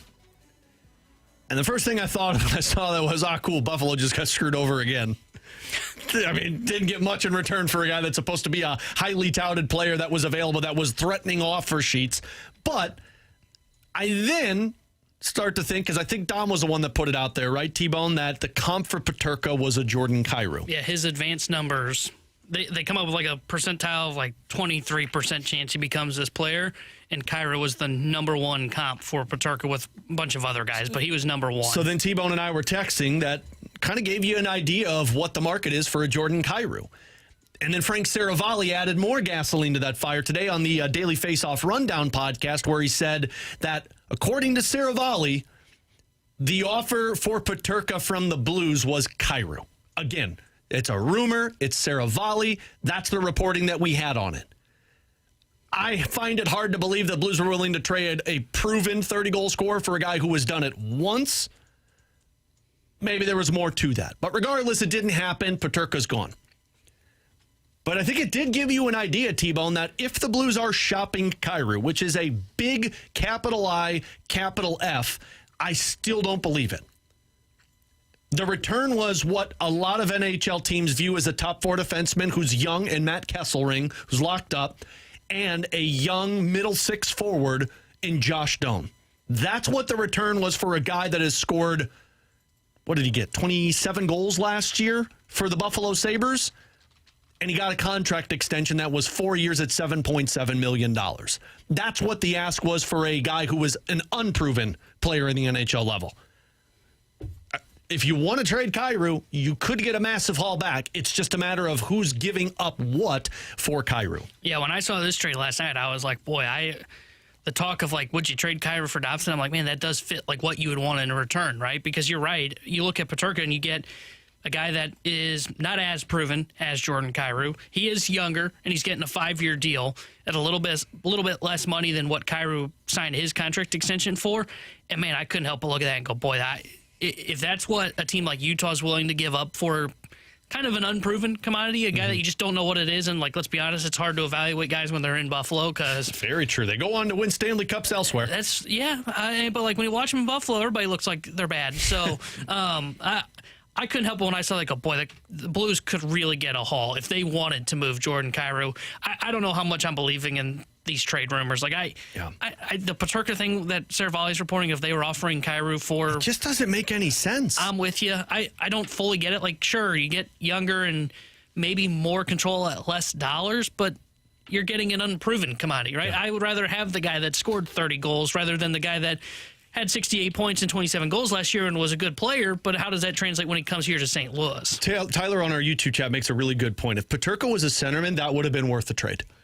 If Peterka was a 23-year-old centerman that has scored 27 and 28 goals in back-to-back seasons, that's a good trade for the Blues to be in on because that's filling the need of what they are desiring right now. But trading a winger for a winger makes no sense. It's why part of me wonders if, like, was this Peterka and Byram for Kyrou? But again, all of this is speculation.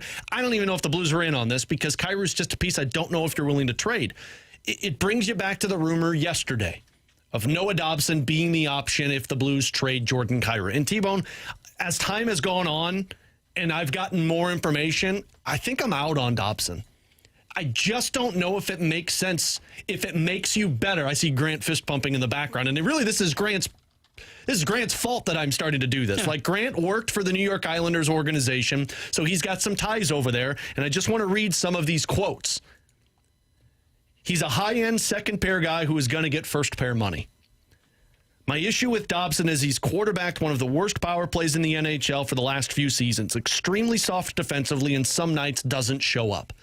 Do you want to pay that $10+ million for the next 7 years when you're trading away a guy that is a 30+ goal scorer? Now, again, I'm in the camp believing that you can get more out of a player when he goes to a different organization. But, man, I am playing craps with a player that I'm trading what I know he is versus a guy that I don't know what he is in my organization. And it just, to me, doesn't seem like you're making your team better. Yeah, I just rather stick with, to your point, on like you just don't know what he'll be when he gets here. I'll just stick with what you have that's here, both on your blue line and if you keep Jordan Kyrou, because I know Kyrou's going to be a guy that's going to score 30 goals for you. I still believe he could get to 40 one season. I don't know if he's going to be a consistent 40-goal scorer, but I still think he could get there for a year. Yeah. Compared to what is a question mark on Dobson and what his defense is. Now, I think if you are making this move, if you're the St. Louis Blues, one, you believe that Jim Montgomery can get the best out of Dobson on the blue line and that you can make an elite unit. And if you can make an elite unit, as we've talked about in the last couple of days, now you're talking about a team that is building for the playoffs and not just building a regular season team. And I still think that's what makes this conversation interesting. But I'm kind of with you. I would rather just stick with the winger that you have. I think defensively you are fine the way that you are built right now. And I would stick with Kyrou here on this roster rather than taking the shot at Dobson and seeing, okay, is he worth the $10 million that it looks like his next contract's going to be? Yeah, Dom over on The Athletic and JR's piece today was just kind of looking at Kyrou saying, like, look, he's a top-line player for his contract and what he produces, and he's got the ability, a low ability, to get to that star level. His comps are Bobby Ryan, Mike Hoffman. Like, I know the Mike Hoffman one. Mike Hoffman was great before he got to the Blues, but like, you've got the comps of a guy under contract that makes sense. It's just, I don't know if trading him for a defenseman that might be a guy that gets to top pair potential, but I'm taking a risk for something that I already know is a proven commodity, and that's the part that's just hard for me to understand what the Blues could do. But that's the best part about the offseason. We're going to talk about the upcoming draft, the prospect pool for the Blues, and the development side of their players with Tim Taylor, assistant general manager for the St. Louis Blues. He joins us next here on 101 ESPN. 101 ESPN is powered by Kaufman Townsley, St. Louis's injury lawyers. Call 314-500-5000.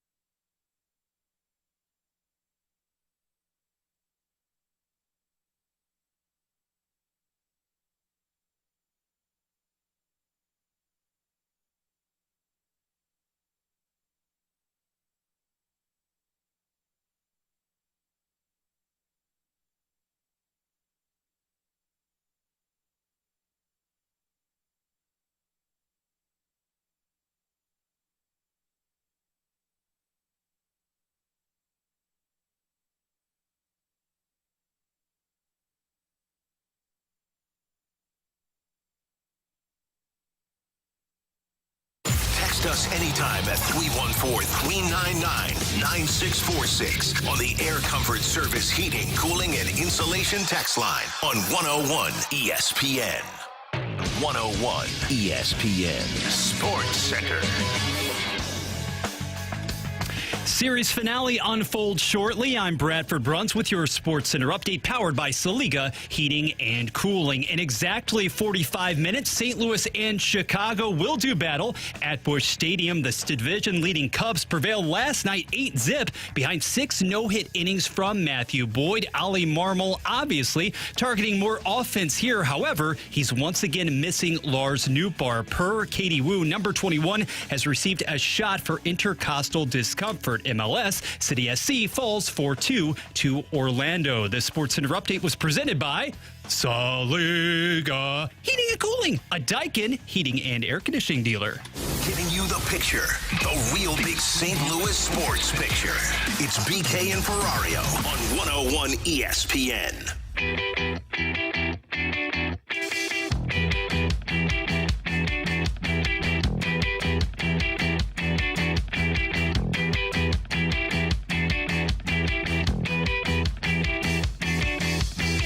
Well, the NHL draft kicks off tomorrow night at 6 o'clock, round 1, which we are going to have full coverage for you right here on your home for the Blues, 101 ESPN. Myself and the voice of the Blues, Chris Kerber, are going to be hosting an NHL draft show tomorrow night starting at 6. We will be at Enterprise Center as the Blues have the 19th overall pick tomorrow night. And then the NHL offseason officially gets underway. And to talk about the upcoming draft and talk about the inner workings for the Blues prospect pool, we welcome in Assistant General Manager of the St. Louis Blues, Tim Taylor, formerly was the Director of Player Development with St. Louis. Tim, it is a pleasure to get to talk with you, sir. How are you today?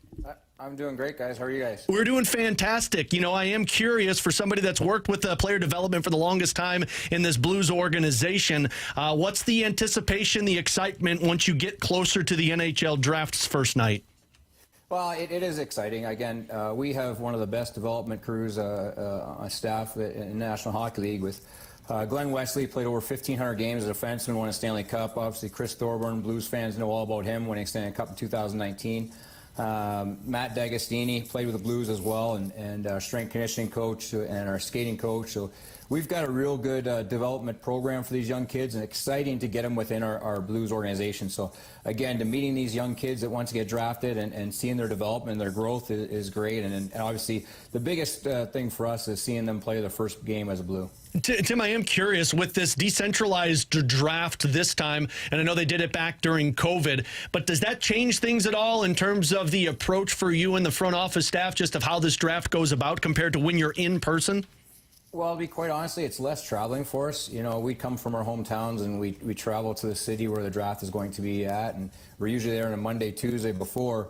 And then we go to the draft, then we have to fly from the draft right to St. Louis for a development camp. So it makes for a long travel.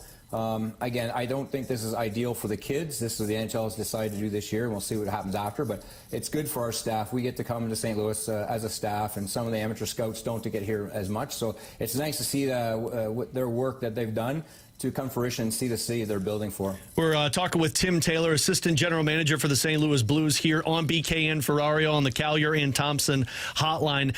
Tim, as we go into this offseason, and I know the player that so many Blues fans talk a lot about, and you who work in the player development side with St. Louis, is Dalibor Dvorsky. You saw the development of him going into the AHL, having success, getting a cup of coffee at the NHL level. Where do you see the progress of Dalibor Dvorsky from the beginning of this past year to going into this offseason? Well, I thought the growth was big for him. You know, as a 19-year-old, the AHL is a really tough league as it is. You know, coming in at 21, 22, coming out of college, it's a really tough league. And the biggest jump you can make as a player is from college, junior to the AHL. It's not the AHL to the NHL, because you see guys go up and down, become depth players, and fit in nicely and play games. The toughest part is when you turn pro, and as a 19-year-old, that's really tough. So he led the league for goals as a 19-year-old, as a rookie. He was an AHL All-Star team.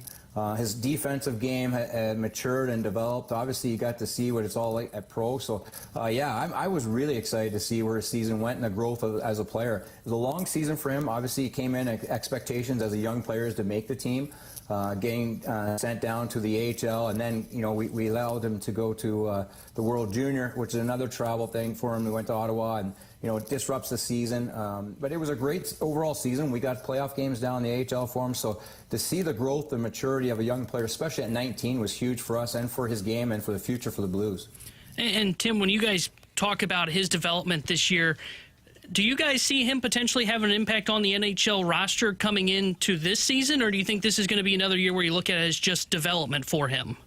Well, it's all development, no matter where he plays, right? He's going to learn as he goes to at the NHL level. There's going to be different experiences. But again, one thing I've learned from Doug Armstrong and the staff here is never limit players or give them bigger expectations than they can handle. Let's let the summer progress, see how his summer goes, his strength and his skating and his legs and his upper body, and see how he matures at rookie camp and then leads into the main camp. So again, the player usually dictates where he's going to be.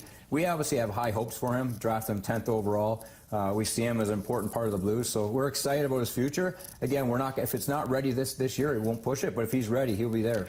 Tim, I remember having a conversation a couple of years ago with Zach Bolduc after training camp, and he said that, my goal is to go into the offseason and find a way to add more strength to my game, and give him credit because the following year was this year where you saw him looking stronger along the boards and winning more puck battles than he did the year prior. Can something change that quick for a young player going from one offseason to the next training camp? Well, absolutely. The expectations when players come, that they put upon themselves, that they think they have to put points on the board and score and get lots of assists to make the team, and that's not true at all. What you have to do is your overall game has to be very comfortable for a coach to put you out in key situations and in different situations and up against different lines, from the best line to the fourth line. So again, it's not so much the points, it's the details in games that allow these young players to get more ice time and allow their game to fruition to where we see them as players in the future. So again, this is all about details, and young players learn that, and that it's not so much that they change anything other than they understand the importance of the details and getting more ice time, which allows their games to grow. And one more on Dvorsky, Tim, if you don't mind, because a lot of people are focused on him being the centerman of the future for the Blues, but we saw this with Robert Thomas. There can be benefits for younger players that are a center position to maybe playing the wing for a little bit at the NHL level, just to see those details in a less responsible role. Absolutely, and we saw Robert in 2019 when he made our team, and obviously the biggest play he made in the whole season was that cut to the net in Game 7 against Dallas the second round, which we all thought that went in first until Patty Maroon came in and got the rebound. But again, it is all about growth and understanding that the details matter. And when you play wing and you first come in the league, it allows you to kind of see what your centerman does, the responsibilities, and you take those responsibilities the odd time too when your centerman's caught down low and you're the first guy back and have to go down low in your own zone. So it's really good for those kids to learn that and then not have that full responsibility of being that guy that does it every day. So again, that's something the coaches will watch and see where he fits in. But again, to touch on him, we're really excited where he's at and where he's come from.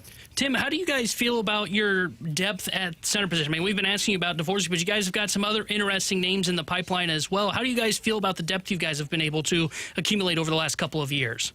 Well, you never know how they develop, right? One guy develops within a year or two, another guy takes 2 or 3 years, another guy's right away. So, again, we're excited about our youth group coming forward. We had 3 first-round picks with Dalibor, Stenberg, and Theo Lindstein on defense a couple years back, and last year with Jurasek on defense. So, and then we got Robertson, we've got Kaskamaki. So we've got a lot of good young players that are played in the AHL this year. We're excited about all of them. That they all have a chance to play and be Blues in the future. So it's just trying to help them and bring the tools that they need and help them succeed and get to the next level. Tim, again, we're talking with Tim Taylor, Blues Assistant General Manager here on BK and Ferrario. Tim, mentioning Otto Stenberg, he along with Zach Dean were 2 that I was curious about because we saw Dean deal with some injuries this past year, played a little bit down the stretch of the AHL season, and then we saw Otto Stenberg come over from Sweden to the AHL. 2 guys that I'm curious your thoughts on where they're at in the development process. Well, Zach Dean had a real good first year, same as Bolduc. That they played together, and then we split up a little bit in the AHL, and both came up and gave us games at the end of the year. Unfortunately, Zach had an injury last year that took about 8 to 10 weeks to recover from. So, and then he had some sickness too. So he had a longer process last year in getting healthy. So He came back in that year, so we're looking for him to have a real good summer and take another step forward. It was tough because he almost missed a full second year of development, which is massive for the kids at 20 and 21 years old. So we'll take it slow with him and allow him to get his game back and see where he's at training camp. With Stenberg, it was nice to see again, he went to the World Junior and came over as a 19-year-old, another 19-year-old turning 20 that we had within our AHL team, that we can have the growth and have our AHL coaches get their hands on him and start teaching them the details and the nuances of the game, the pro game. So he had a real good second half for us. So he's a player, again, too, that we'll really monitor, and we're going to see where he's at with his level of play and have a good summer. And obviously these players have to get, I mean, again, it's a cliche, but bigger and stronger. But it helps them so much in their growth of their game and allows them to play with more confidence and hang on to pucks longer. So these two have big summers ahead of them, and if they follow through with their work and put it in, that will come forward in September and October for them. Tim, what did you guys see from Adam Yurchek, your guys' first round pick in the 2024 NHL entry draft? I know he dealt with some injuries at the OHL level last year, but what did you guys see from him when he was healthy and able to perform on the ice? Well, the one thing I really liked him, and obviously he had that shoulder injury when we drafted him, and it took a while. We got him back up and running, and he headed to Brantford. He went to Brantford and he tried to make a play through the neutral zone, got clipped there and had a slight concussion, but he tried to play through it. So they pulled him off the ice after, I think it was 3 or 4 shifts into the second period. But again, some resilience that this wasn't going to give in. He plays to win. He's got great agility and mobility. He moves the puck really well. The growth of him at the World Junior, after only playing 5 games and went into that high-octane type of a situation in Ottawa, playing against the Canadas, the USAs. I thought he was terrific. So came back in that second half and had an injury just in the playoffs. Took a blocked shot. Could hardly get his skate on, his boot on. Was taking practices off, but played through in the playoffs. So the one thing that I like about players like that is the heart and resiliency to try and win for their team, not just for them. So again, it's a good, young, skilled player that has that character that we drafted him for. So we're hoping that, again, the injuries are behind him. It was a one-off, and he can come and have a good, solid camp, and we'll see where it takes him. We got a couple more minutes with Tim Taylor, Blues Assistant General Manager, who is with us here on BK and Ferrario. Tim, big picture with these younger players, these prospects for the Blues, and I know Doug Armstrong talks about it all the time of, organizations can break young players, and we don't want to do that. But from your standpoint with player development, how does a team balance the growth and development of a younger player once they get to pro hockey versus when a team opens up a competitive window like it seems the Blues have done after they made the playoffs last year? Well, I think that's the best thing about the growth and development of a player is that your team, upper team, your NHL team is very competitive in a winning mode. And it allows players to play when they're ready. You're not force-feeding them. You're not ending their career too early by starting them too early. So we've seen that in other organizations where they're in a losing mode and they're forced players into playing roles that they aren't comfortable with. And they end up, to be quite honestly, in losing situations, and they learn how to lose. And the one thing that I could say about our Blues organization since I've been here in 2011, it's a 100-point season almost every year. Even the last couple of years didn't make the playoffs at 93 points. This year was 96 points. So when Ed made the playoffs, so it's expectations that we want to win, and we won't play players unless they're fully ready and to commit to helping us win. And that's the good thing about young players is they need that. Tim, final one for you, and we do really appreciate the time on what I know is a busy week for you and the staff going into the NHL draft this weekend. But from the AHL perspective, I know the Springfield Thunderbirds have been pushing for playoff spots over these last couple of years. How much of an impact on the development of younger players does it come from the AHL team having a competitive and successful season, maybe a deep run in the playoffs? Well, it's real good. Obviously, the players that this year they played in that mini round 2 out of 3 and went to Game 3 against a Providence team. Lost Game 2 after winning Game 1. Lost Game 2 in double overtime, 1-0. So those again, when you get to games like that, when it's really high pressure games and the level of play gets really amped up against men, it's important for our players to play in those games. It just helps their development, their growth, and understanding that. Again, I keep saying this details, but it really is what makes younger players better quicker. So these are important games, important times, and playing in the AHL it's a really tough league, and then to play those important games is massive. Our team in the AHL went to the finals 3 or 4 years ago, and we made the playoffs again this year. So we've had real good competitive teams. And actually, even when our team gets depleted with a lineup, we have call-ups here and there. It allows young players that are still there to play more important roles and bigger roles and get out of their comfort zone and play different positions. And it really helps the growth there, too. Well, Tim, I know a lot of St. Louis Blues fans are excited for this weekend at the NHL Draft. They've got the prospect camp the following week at Centene Community Ice Center, and then training camp will be here before you know it. Appreciate the time, Tim. Good luck this weekend with the draft, and we'll talk to you again as the season gets closer. Thanks, guys. Have a great weekend. There you go. You too. Tim Taylor, Assistant General Manager for the St. Louis Blues, former Director of Player Development. T-Bone, a couple of things I wanted to react to with Tim before we get to the juncture on the other side. First, the center position with specifically Dalibor Dvorsky. I think that's where a lot of us stand in terms of it's an unknown. If I had to guess, I don't know if he's going to impact this team for the upcoming season, but you heard him say details a lot. Mm-hmm. And that's why I asked the question of center versus wing, because could Dalibor Dvorsky take a path that Robert Thomas took of like, look, get him on the wing, get him affiliated with the NHL, let him feel it a little bit more to where he doesn't need the responsibility of the center position. And then as the season moves along, maybe you get a little bit more confidence as you're on the ice. It's something that I do really wonder that if the Blues pursue that centerman, does he have a spot on the wing at the beginning of the season? And all of this comes down to him throughout the offseason program and what he does in training camp. But I do wonder if that's something that they at least take a look at in the offseason. Yeah, it'll be interesting because like he even said there, Tim did, hey, we're not just going to say this is a development year, right? I asked him, do you think he could be a guy that is a player for the team at the NHL level? And he said, look, we're not going to just close the book off on that. And then to your point on the question of can he develop by being on the wing as well, I think it's possible to where he can really force the Blues' hand, and that's what makes it interesting about what they do this offseason. When we talk about the wing, though, I think that scenario can open up if they move a winger, if they go out there to get their centerman. If that's a Bolduc, a Neighbors, one of those trade pieces, Kyrou, who we've talked about as well as being in the trade rumors so far in the offseason, then maybe they would be open-minded to exploring that because, as you brought up, Robert Thomas did that when he came up to the NHL level.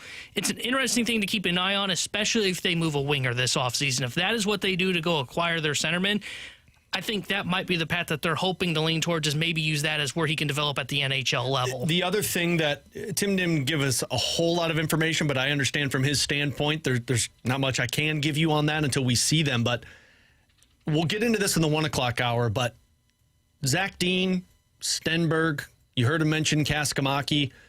The center depth, they got a lot of guys that they're excited about. You just don't know where they're at in terms of strength versus the NHL level. But it's why I don't know how aggressive the Blues are for a centerman right now, because I don't know how they feel about these guys. Zach Dean did not play a lot last year, but that was a guy that they acquired from Vegas when they made that trade with Ivan Barbashev in terms of did they think he was going to be at that point. Stenberg moves over to the NHL. It's another spot that you look at and you say, do the Blues think internally they've got guys that can handle the load at the NHL level versus going out there and overpaying for somebody? Yeah, see, I view that one as they don't have the guys internally to fill into the top 9. I think those guys that you mentioned, Dean, Kaskamaki, Stenberg potentially, I think those are guys that I think they're hoping in a year might be able to fill that fourth line when Sundqvist comes off the books. If they don't bring back Radek Faksa, I think that's my expectation, at least, as to how the Blues are seeing those guys. I don't know if we've seen enough from those guys to think that they could be guys that fill into their top 9, especially this year or 2 years from now. Probably not. And again, if you missed anything with Tim Taylor, Assistant General Manager of our conversation, you could check it out over on our podcast page, 101ESPN.com, sponsored by the Schaefer Door Company, or over on our YouTube channel at 101 ESPN STL. How about this one for you real quick, T-Bone, from Nick Kiprios on Sportsnet. Oh, boy. Vegas has a few choices to unload because of cap space. Nicholas Waugh would be one of them at the top of the list. I will remain steadfast on this. They're going to trade one of their centers. That's not Jack Eichel. I don't know who. I don't know if they even have to. I believe they will trade one of those centers, whether it's Hertl, Carlson, or Nicholas Waugh. And I'd say the Blues should begin on all three of those. because of this conversation that we're having of not knowing what you have, if you have it for the season, go get a guy from Vegas that's not going to cost you a whole lot now. I'm with you on that. I do like those. You said Waugh, Carlson. Who was the other one? Oh, Hurdle. Hurdle, yeah. That's the one that has the no-trade clause. I like all three of those. Hurdle's the one that, I just assume he's probably not going to come to St. Louis and waive the no-trade, but if he did, even better. That's one of those where if you told me, hey, the Blues end up with one of these three guys, I'd be happy with any one of those three that you threw out there. Yeah, so we'll keep an eye on that one, obviously, as the rumor mill just continues to churn through.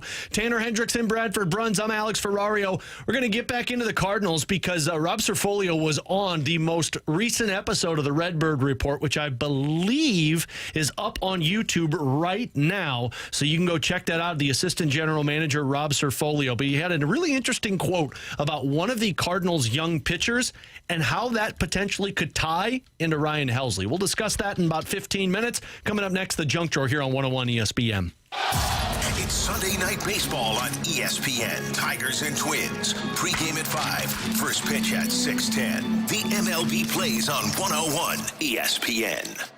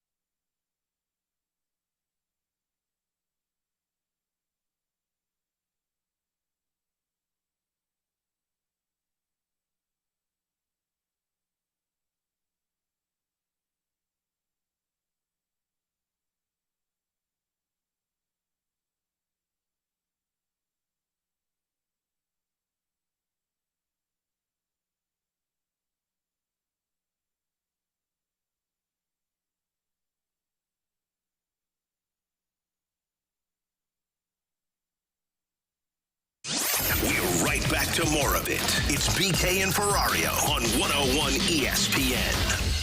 Let's open it up. The Junk Drawer with BK and Ferrario.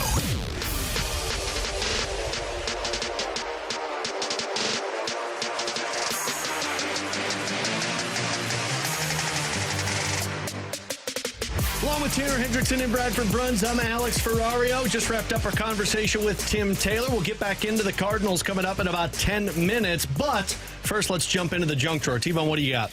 So I got two things from the NBA draft that I want to throw at you guys. Bradford's Don't get too excited over there, Bradford. We're not talking about the player selections. I'm repping you today. I'm repping your school today. I know. Come on now. Give me some love. I respect it. By the way, hold on real quick. A side tangent. Illinois' AD had his roundtable with the media today, and he's gone through a whole bunch of different things on the university. And he told reporters that the upcoming Illinois versus Missouri football series, it was supposed to be 8 games originally between the two sides. It's now been cut down to 6. So Missouri must be afraid. That's what I'm thinking. The Tigers are scared of the Fighting Illini. You want to start this right now? You want to start this right now? We're not even to August camp, buddy. That bragging rights game, let me tell you, they're afraid of them. They should be at football. We're coming. But anyways, back to the NBA. Sure. I got to say, I respect the hell out of Shams last night, the insider for ESPN, because you know what he wasn't doing that I find incredibly annoying? Ruining the draft for everybody? He was not ruining the draft for everybody. Yeah, listen up, Sarah Volley. He was not tweeting out what each pick was. You hear that, Adam Schefter? You should listen to that, right? Quit ruining the NFL draft for me and spoiling what picks are coming ahead when I hop on Twitter. He would break trades, which I'm all about, right? Like, hey, so-and-so's trading up in the NBA draft, or the other thing, this is my other tangent about the NBA guys. Can we just trade the picks and quit pretending like their futures are coming, right? Players go up and they're wearing the wrong hats because they've technically been drafted by the Washington Wizards. No, it's reported that trades. Yeah. There's a trade. That guy's actually going to play for Utah, yet he's on the stage taking a picture with the hat on. You don't love those photo ops? Yeah. Oh, it's so stupid. Yeah. Unbelievably stupid. Like Luka Doncic, right? One of the best players in this generation. You know what his draft night photo is? Him wearing a Hawks hat. Why? Because he got traded from the Hawks to I forget Dallas. about that. Trae Young. For Trae Young. Trae Young, what's he wearing? A Dallas Mavericks hat. What the hell are we doing? I forgot about that. Yeah, one of the most annoying things once you get to the draft is when people spoil the pick before it happens. Like the whole point. Like I'm surprised that the league doesn't find ways, and I know you can't, but like you got to find a way to shut that down. The whole point of wanting to get people to watch is the excitement of who are they going to select. And it's so confusing. Like I watched for 5 minutes last night. And then when I saw that the analysts were confused, I was like, all right, I'm definitely don't have a chance. Kendrick Perkins, I feel bad for that guy because that guy got confused 3 times on who was playing for who when they got drafted. Yeah. Do not feel badly for him. No, just make it like in the NHL, right? If you're going to trade that pick, then just trade it before. That's who's making the pick. No, like I'm not even talking about before, right? Oh, I get what you're saying. You trade it on the draft floor. Let's not pretend that he's going to be a Utah Jazz, for example, when that pick's been traded. Let's do the big announcement, like when Roger Goodell comes out, the 7th overall pick has been traded in a trade to the Atlanta Hawks. It doesn't have to depend on approval. We don't have to wait a couple days before it actually happens. No, let's just do it on the stage rather than keep seeing these guys take these photos in the hats that they got drafted by, that a team that traded them away, and then the analysts on ESPN don't even know what's going on. Like, come on. That's an easy fix, NBA. Well, everything's sort of hypothetical. Technically, the Kevin Durant trade hasn't even happened. So we're talking about these moves that can't officially be made. That one I get to an extent, right? Like, I can understand that one because the offseason technically hasn't started. Do we really need that for the draft? Like the NHL, we're not going to see the Blues make the selection for a guy that if they've traded that pick, say they end up trading it to, I don't know, the Islanders. We're not going to see that guy go up in a Blues sweater and take the pictures, even though we know he's been traded. Yeah. I'll tell you, the one that really got me was when Sarah Foley ruined the expansion draft. Oh, like that guy should have been blackballed from the NHL after that. Like the whole point is who is your team going to have plucked off of your roster? And the night before the draft, he lists every single player. I know. Why can't we have nice things, Frank? Why can't we have fun? Seriously. Yeah. And like everybody, I'm sure we weren't the only market. I think we did this. You correct me if I'm wrong.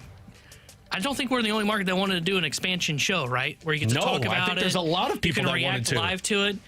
And we're just going to go out there and tweet this stuff out. Look, we don't got to be first at everything, guys. No. Right? We don't. Yeah. one of those. Ricky Bobby did all tell us that if you ain't first, you're last. Accuracy. We don't need that on X, formerly known as Twitter. Wow. Okay. Way to already make a boring NBA draft the hell out of even more Shams for boring. not ruining it. Trust me, it comes across so much better on the air. Round 2 starting tonight, 6:30, 101 ESPN. Tanner, we can count on your listening. I know that. Can hear it right here. Right here on your home for the NBA draft, 101 ESPN. Your home for the NHL draft show tomorrow at 6 o'clock. Myself and Chris Kerber live from Enterprise Center, and we will not be spoiling who's taken 19th overall. Maybe if anybody gets taken at all, if that pick's even with the Blues by the time that we start our show. With Bradford Bruns, Tanner Hendrickson, I'm Alex Ferrario. Could this Cardinals pitcher be the most important arm in their system? That, and could he also be tied to a Ryan Helsley trade? I'll explain next here on 101 ESPN. Get social with 101 ESPN. Follow us on Facebook, Instagram, TikTok, X, Threads, Blue Sky, and YouTube at 101 ESPN.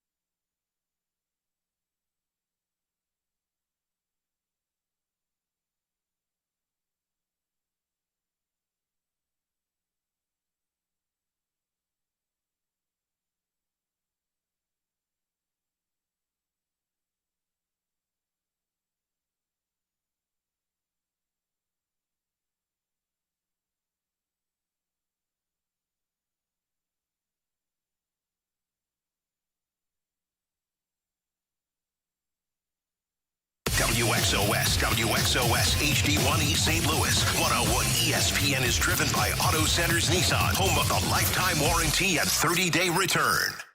This is exactly where you want to be, listening to us. It's BK and Ferrario on 101 ESPN.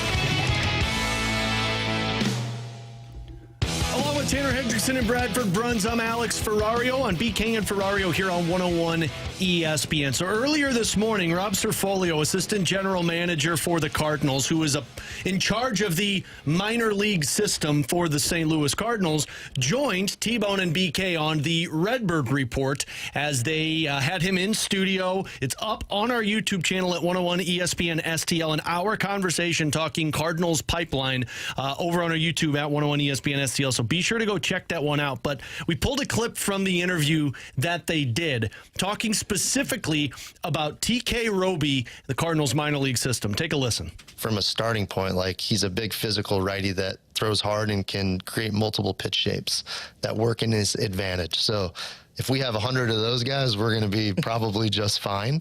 But it was on the margins. Now, again, what is when he excels, what's happening, and what are the things that we see from a performance and expected performance standpoint that we can add to his game to give him just better opportunities against higher level hitters. So we've done a couple things with TK, whether it's the little bit of the lateral sinker add or kind of flipping his changeup grip to some of like the kick change steam that that's now become like a public thing. And then try and accentuate some of his best pitches with his four seam that creates really good velocity in late life.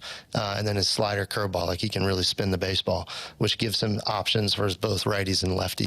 If you're watching on YouTube, you see T-Bone's eyes light up when Rob is explaining TK Roby. But you walked into the office after your interview and you said, is TK Roby the most interesting pitcher in the Cardinals pipeline? A pitcher / prospect in the Cardinals pipeline. Explain why. Yeah, I find him interesting because he is I'd say really the biggest right-handed arm they probably had. I mean, you heard the very beginning there what Rob had to say where he talked about, hey, he's a big right-hander, throws hard, spins the baseball.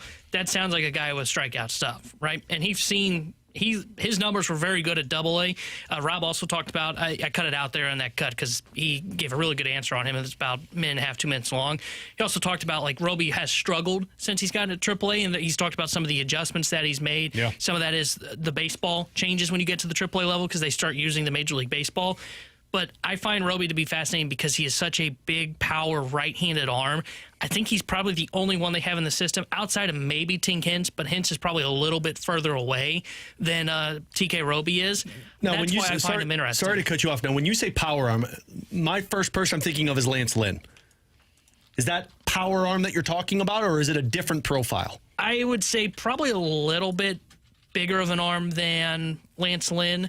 But I don't really remember much of the younger Lance Lynn, so it's possible. But I'm talking about a guy that's going to be thrown like in the mid-90s with a good breaking ball that helps get guys out. Yeah, that's what I'm talking Lynn didn't really about have the breaking ball. Yeah, Lynn His was fastball sinker and just going to get you out. Lynn was allergic to the old breaking ball. He was every different shape of fastball that you could talk about. So here's why because for me, my initial answer when you asked that question was, well, I think Quinn Matthews is more of an intriguing pitcher because of that swing and miss stuff. But regardless, like, it sounds like from the way that Rob is explaining TK Roby, you're seeing a guy that has really good stuff, but he's making adjustments in the minor league system. Like, you're right. Like, if you look at his numbers, he's got like an inflated ERA in AAA right now. I think it's at like 6. But if you break it down, in June, he went 6 2/3 by giving up 1 earned run, which was a home run, and had 8 strikeouts. Then back-to-back games where he gave up 6 earned runs and didn't go more than 5 innings. But then his most recent start, 6 innings, 3 hits, 5 strikeouts. And if we're talking about a power arm that's making adjustments at the minor league level, and you heard Rob say it, that's the quote that really stuck out to me. If we can have 100 of these guys, man, we're in great shape. Man, that's the profile that you're going after. You're going after those power arms that have swing and miss stuff that can give you innings, which for the longest time, it felt like the Cardinals minor league system was, hey, he makes contact or he hits the strike zone, teams make contact, but they're not hard hit and you get outs. But get the ball on the ground. And you know what? That worked for the longest time. Not anymore. This is what you need. You need a couple of those ground ball guys, but you need the high upside arms too. And I'm 100% with you. Exactly. I'm 100% with you. Now, when I say Roby's maybe the most exciting arm in the system right now, I'm not taking anything away from Quinn Matthews because I think he's right there with him. Yeah. But I think you got to have both one that's right-handed and left-handed that you really like, right? And for the Cardinals, for the longest time, it had been more of the lefties that they had. You know, think of Matthew Liberatore, you think of Zach Thompson when they kind of came up as a grouping in the most recent couple of years. Quinn Matthews is right there with Roby for me. He's from the left side, but I think Roby's by far the most exciting right-handed arm they have because of all that stuff that we're talking about. And Rob, I thought, did a great job of talking about how they've been working with him.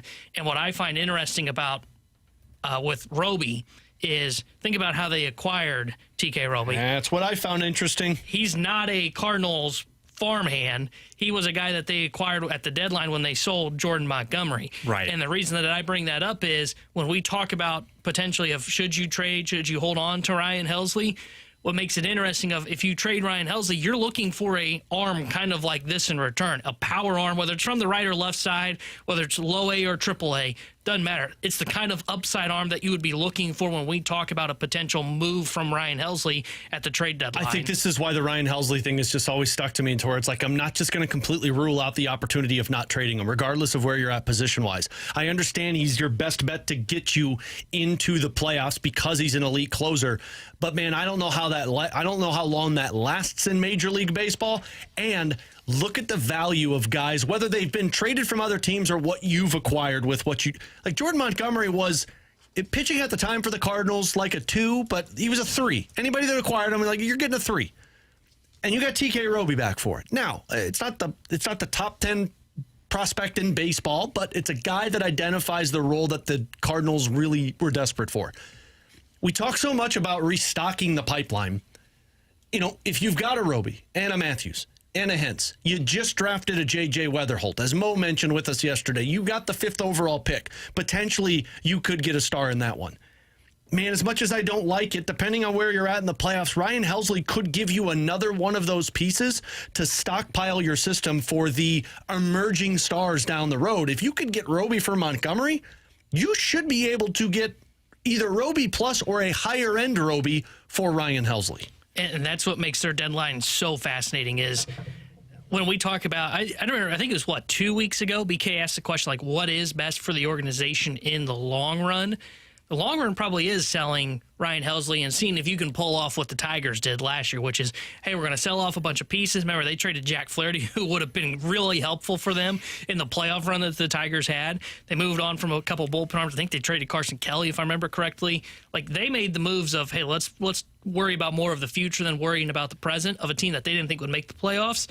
That's what makes this so interesting, because another one of those arms, I mean, you heard Rob say it in that cut, man, if we had a lot of these guys, it'd be really nice. Right. The more the merrier when it comes to pitching prospects, and especially guys that throw really hard, that have potentially swing and miss stuff that can marinate in your minor league system and get to a spot where you really feel comfortable about your pitching pipeline, where right now it's pretty dry up. Outside Michael McGreevy, Roby's and they really like Roby, they really like Quinn Matthews, they really like Tink Hintz, but they don't want to rush those guys. Those guys are probably a year away, I would say. And that's also why I found it so interesting in the first place that so many people really did poo-poo on the trade when it was made, because you were talking about acquiring at that point in time a 3rd rounder in addition to Sajasi, who was also a top 6 sort of pick round-wise. But I do find it interesting. I find it very interesting how in the span of just probably a year plus, Roby seems to have really leapfrogged Hintz in the conversation, and so much of that has to do with dependability, availability, namely. This is somebody, not to say that he has really, really fallen down on the totem pole of sorts, but just earlier this week, guys, Hintz actually made his first AA appearance of the season. So, Alex, when you were touching upon basically the guys you identify here and maybe some linchpins moving into the future, the fact of the matter is that we haven't been able to count on Tink Hintz in the same sort of way, and it isn't just a matter of measurables, because if you're looking looking at the profile here, physically speaking, Roby and Hintz are comparable, but rather the arm action, Roby hasn't encountered the same sorts of issues in that regard as a Tink Hintz. So if you keep stockpiling and you keep hopefully developing a Hintz as well, maybe he comes later on down the line. That's not necessarily a bad thing when you have somebody being molded like a Roby now. You know, we talked about the Blues for the longest time when they sold off all those pieces and then they went into that like stockpiling of players for their system in a 3-year window, right? You acquire first-round picks, you draft, you get all your assets, and then you hear Doug Armstrong talk about, like, we've accumulated the assets that we need. They did that in a matter of 3 years, and it was because they had pieces at the NHL level that they felt like they could build around, but you accumulate that stuff in a small amount of time, and then you have to wait for them to develop. Doesn't it kind of feel like that's this window that the Cardinals are in right now? Like, you sold off those pieces a couple of years ago. You get Sajasi, you get Roby. That was pretty much the belle of the ball for what the Cardinals did at the trade deadline. Then you draft J.J. Weatherholt. Now you've got the 5th overall pick. It kind of feels like the cherry on top is a Ryan Helsley trade, which, again, I hate talking about because you are in the playoff conversation. But doesn't that feel like the 3-year window of accumulating the assets that you need, hope that you strike gold with them and what you have in the system, and then you kind of build from there? Yeah, I don't think they've been in asset accumulation mode because otherwise they would have sold it the deadline in 24, right? And they didn't give up a lot for Pham. But what did they have to trade in 24? I mean, they could have traded Helsley at the deadline if they wanted to. I mean, they were in it. Goldschmidt, they could have potentially moved. I mean, in 23, they could have traded Paul Goldschmidt with more control on his deal. Yeah. In the offseason, they could have traded Ryan Helsley or Eric Fedde and done more of the asset accumulation. I don't think they're there, but to be fair, I don't really know where they're at in their life cycle outside of just figuring out, I mean, runway is the perfect word of, hey, we had all these assets that we did accumulate. They're more in the line of it is now time to see what we have, right, with the win. I don't think they're in asset accumulation mode. I think they're kind of stuck in, here are our assets. Shouldn't you be in asset accumulation mode? I don't think so. I mean, I don't think they're... I mean, right now, they're not bad enough to be sellers, in my opinion, so you're not in asset accumulation mode.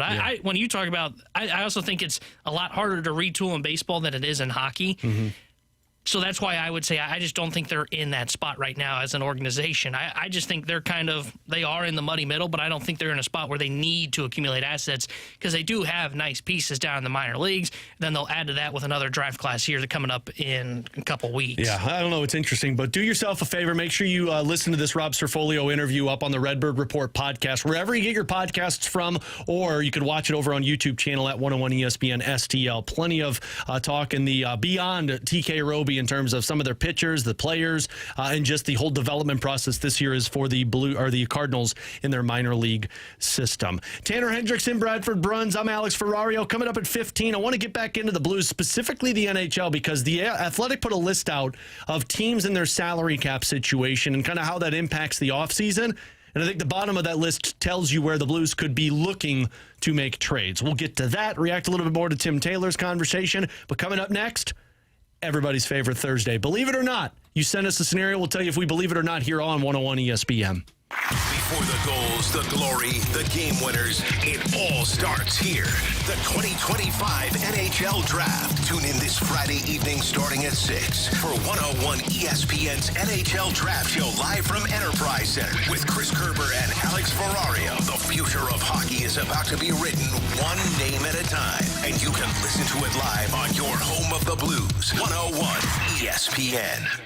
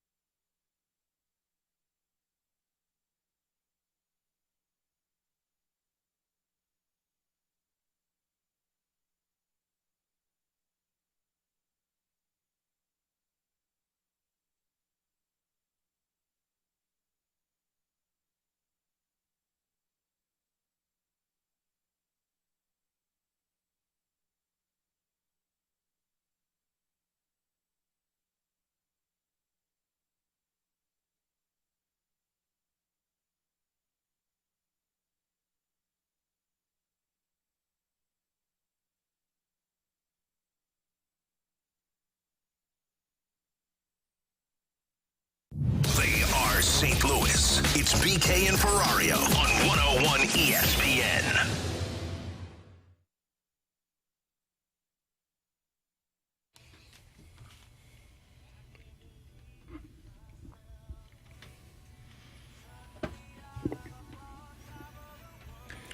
All right, Bradford.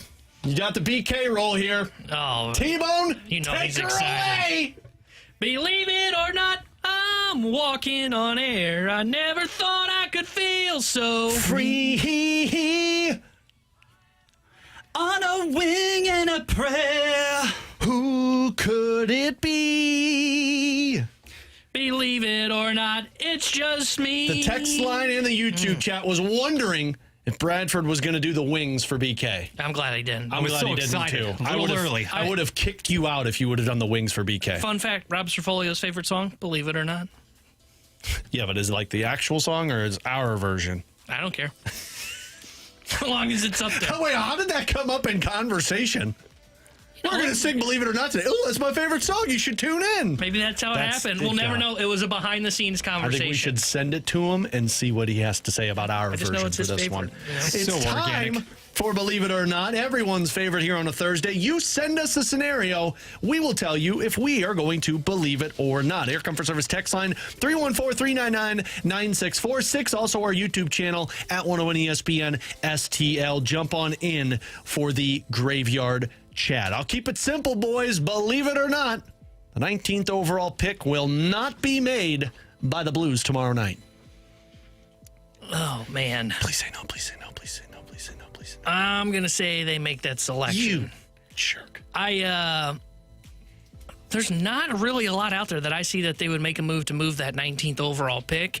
And, I don't find this shocking, really. There's no buzz around the Blues. That's kind of just how Army operates. But I'm going to say they make that selection. So I'm not going to believe this. I think they will pick with that 19th overall selection. See what you're trying to do there, Alex. I don't believe it. I don't buy it in this instance. Tanner, much like you, I just don't envision anything remotely seismic or sizable actually to be stemming from the Blues end of things tomorrow night. I wonder whether that actually extends, Alex, we talked about it before the show, to the entire league as a whole. I don't really know if this is going to be a dynamic series of events from top to bottom. I think the Blues stay quiet. I am going to say believe it. I wish I wouldn't believe it, but I just don't think a team is going to make a trade before free agency for a 19th overall pick. Maybe the Blues trade down, trade out of the first round if the guy's not there to get more picks. But I think they're going to be making a pick tomorrow night on draft night. So I'll say believe this one. T-Bone? Guys, believe it or not, we will see the St. Louis Blues hand out a 3-year contract to a centerman this offseason. I'm going to say not believe this. I still believe their player is going to be a trade. I don't think they're going into these free agency waters. I don't believe the Mikael Granlund report from Andy Strickland. I don't think there's anybody else out there unless Tavares really hits the market. I think this is going to be via trade, so not believe it. Totally with you. Alex, you summed it up perfectly. I don't envision that either. I think that you do pursue that particular avenue. The contract extensions, they're not going to be handed out with any sort of regularity. You're shifting from Doug Armstrong to Alex Steen next season. I just don't see that being the avenue. Yeah, I would not believe it as well. I still think trade route is where they're going, and I don't know who they would want to give a 3-year contract to. I don't even know if they would be comfortable with Tavares on 3 years. I like John Tavares. It'd be tough. I just don't know if they want to go 3 years with him. You probably don't want to go 3 years with Granlund, especially if you asked me, well, what happens if you want to bump him out to the wing? Now you're clogged in the wing position, so they're probably thinking more about that than I am. Yeah. I think maybe they are going trade route. Maybe Suter if you can get the AAV down, but I'm still not comfortable with it. I would be in on it. I don't know if they're going to be in on him at that price point, especially since Army kept talking about sticker shock when it comes to free agency, which makes me think they're not going to be players in it. Yeah. Bradford, what do you got? Tanner, believe it or not, Jaka Chonish makes an all-star game, and I kid, but please see me after the show. I want to have that conversation. No, yesterday's top pitching duel in the bigs, it went the way of the Miz. Yes, Jacob Mizorowski, he outfoxed Paul Skeens, and I'm just saying, Milwaukee has won the Miz's 3 starts so far by the combined score of 27-8. So believe it or not, Mizorowski has already done enough to put Milwaukee firmly in the buyer category. I don't think Milwaukee's going to be a buyer, even with Mizorowski. I think they might be a stand patter. Mizorowski, though, it pulls Milwaukee out of the cellar in terms of thinking that they're on the downturn. Like, you've got a stud pitcher that has elite stuff. You've got a bat/outfielder that looks like he could be a really, really helpful piece for you moving forward. You've got the catcher. Like, it makes Milwaukee a lot much more intriguing than what I originally thought. It makes the Central a little bit more difficult because they've got that ace pitcher. But no, I don't. I'm going to say not believe it. I don't think the Brewers become buyers. I'll believe it. I think they will. I mean, they're ahead of you right now in the standings by a game. Yeah.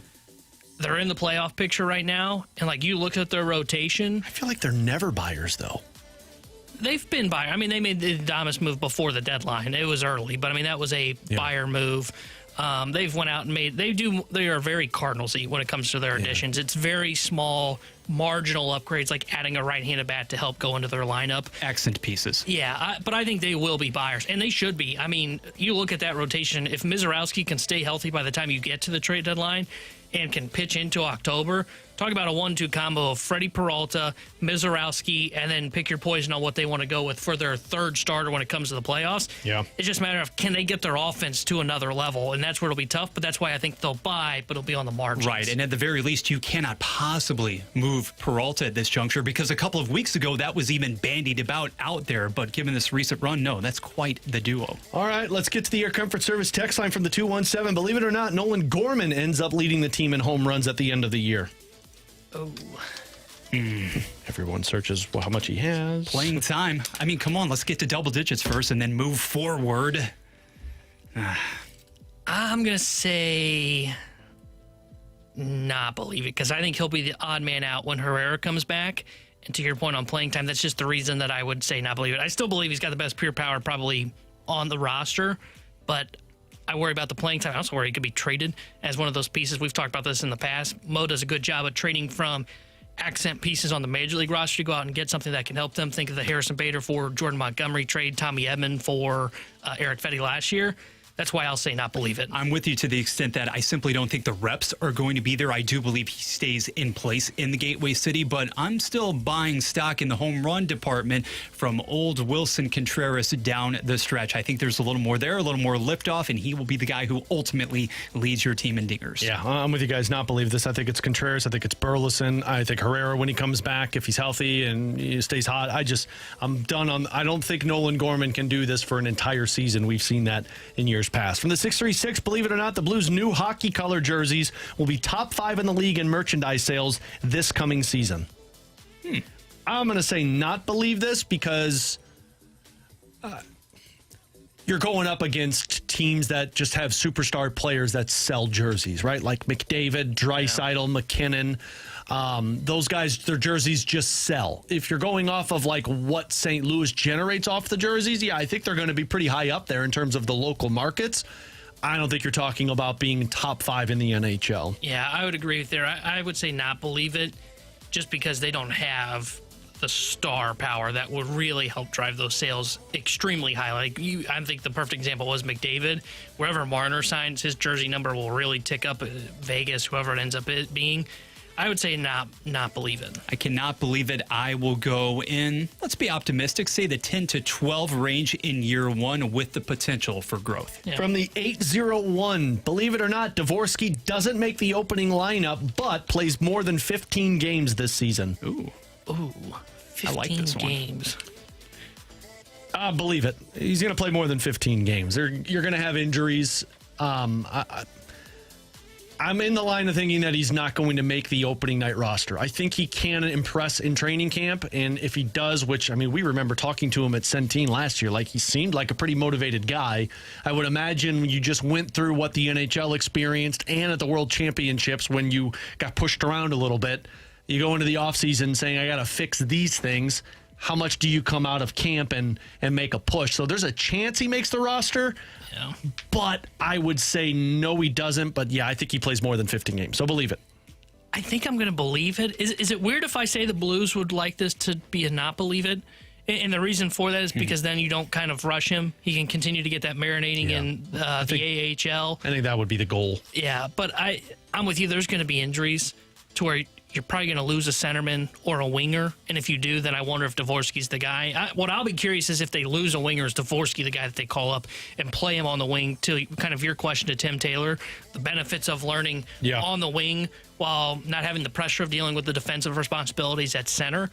That'll be where I find it interesting, but I'll say believe it. I think he'll be about 15 to 20 just because of injuries. I believe it on both fronts. Number one, he's not going to open the regular season in St. Louis because the bottom six, as well as your top grouping there among the forwards, I think that it's going to be consistent. You won't see a lot of fluctuation, but down the stretch, as attrition, as injuries obviously strike, there will be the need for him. And I'm not worried whatsoever about what transpired at the World Championships. If anything, I think that provides further motivation, and given what we've been able to witness from the young man so far, he seems to already have that in spades, so I'm believing it. Final one, believe it or not, Schenn and Kyrou are on the Blues' top six at the start of next year. Ooh, it's a double whammy, too. Is Kyrou here or is Schenn on the third line because you get a second line center? I'll say believe it. I don't think they're trading Kyrou. I'm standing by that. And I just don't know if there's an upgrade out there to improve over Braden Schenn at this point. Like, I don't think Tavares is realistic. I think you bring in Granlund, you're not playing him at second line center. He's going to be a third line center. So I'll say believe this. I think Schenn and Kyrou will be in the top six come opening night this year. Yeah, I'm believing it as well. I think you could have demonstrably worse situations than Braden Schenn as your second line center, and I'm still of the opinion, I'm still in that camp, that Kyrou isn't going anywhere. Yeah, I'm going to believe this one as well. If Kyrou is here, Schenn's his centerman, and they're playing in your top six because Holloway's with them. Like, that's the only, you're not moving those guys away from each other for how they played last year. Which, by the way, one update I did want to provide, courtesy of Jeremy Rutherford. He spoke with Kyrou's agent, and the no trade kicks in on July 1st. I know JR mentioned yesterday that Puckpedia said it was June 30th that his no trade clicks in. It is on July 1st. So his no trade clause officially starts on July 1st, not June 30th. Speaking of, I know, another day we got to wait. Another day we got to wait. I think it's a weekend too, so we got to just sit on the weekend thinking about it. Tanner Hendrickson, Bradford Bruns, I'm Alex Ferrario. Coming up next, The Athletic put a piece out ranking the cap space every team for the National Hockey League, and I think at the bottom of that list tells you where the Blues could be shopping. We'll get to that, and one thought from Tim Taylor that I wanted to get T-Bone and Bradford's thoughts on next here on 101 ESPN. The Spread Zone, where sports betting meets reckless optimism, questionable logic, and the occasional stroke of genius. With hosts Anthony Stalter, Tim McKernan, and Scott Rizzuto. Check out the latest from the Spread Zone at 101ESPN.com or the 101 mobile app. The Spread Zone is brought to you by FanDuel Sportsbook. Make every moment more.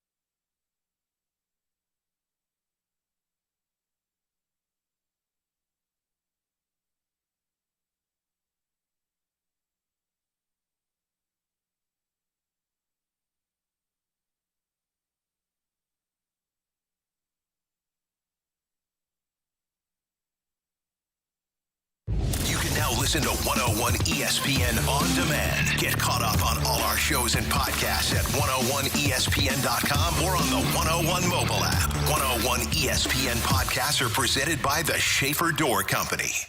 101 ESPN Sports Center.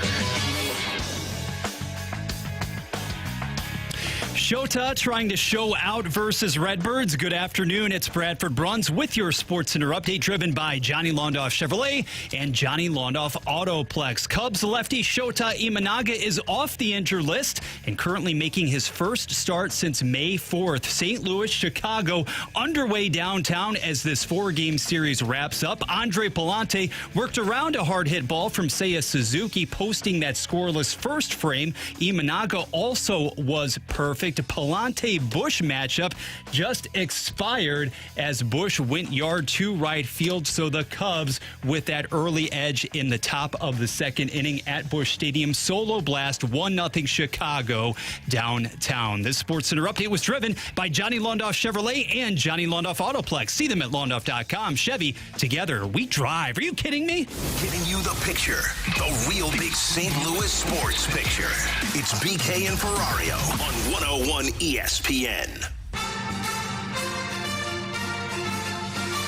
You heard Bradford mention Michael Bush going yard on Palante, and the Cubs up 1-0 the second inning against the Cardinals. We'll touch on them in this series finale coming up with our rewind in about 15 minutes or so. But I wanted to go back to the NHL, T-Bone, because the NHL, the Athletic over on their website had the NHL team salary cap situation from best to worst ranked earlier today. And I was looking through it this morning, and a lot of it not surprising. Like, you look at the San Jose Sharks being one of the best teams in the NHL. For some odd reason, Florida is top 10. I don't know how this continues to happen, but they do.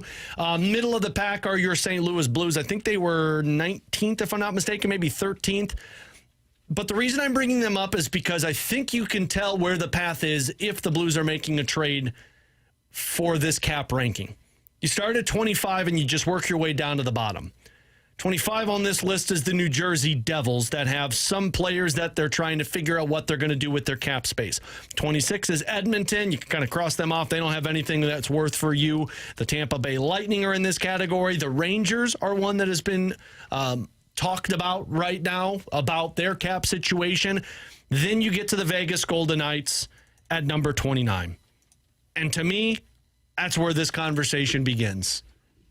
There are teams that are in bad salary cap situation from 25 to 32 that seem like teams that the Blues should be calling. Now, I don't think any of those trades take place until after the draft. Once these teams figure out what they're doing free agency, like Vegas isn't going to move anybody out until they know Mitch Marner's a realistic opportunity for them. You don't move them until you get the player.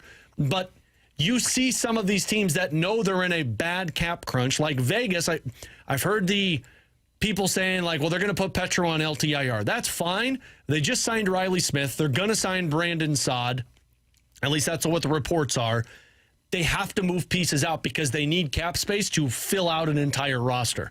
So I think this list is telling you there are teams that are still going to be in a bad cap space that need to ship guys out. And when they do, I think the Blues should be the ones on the other side of the phone call. Yeah, and if long as that is something that occurs rather quickly, I'm okay with that, right? Like you said, it's going to probably be after the draft when you see some of these potential moves happen that you start seeing some cap casualties. You know why? Because a lot of teams then know, shocking, that the free agents are going to sign them on July 1st. There's a reason we see a flurry of moves 5 minutes after the window opens up.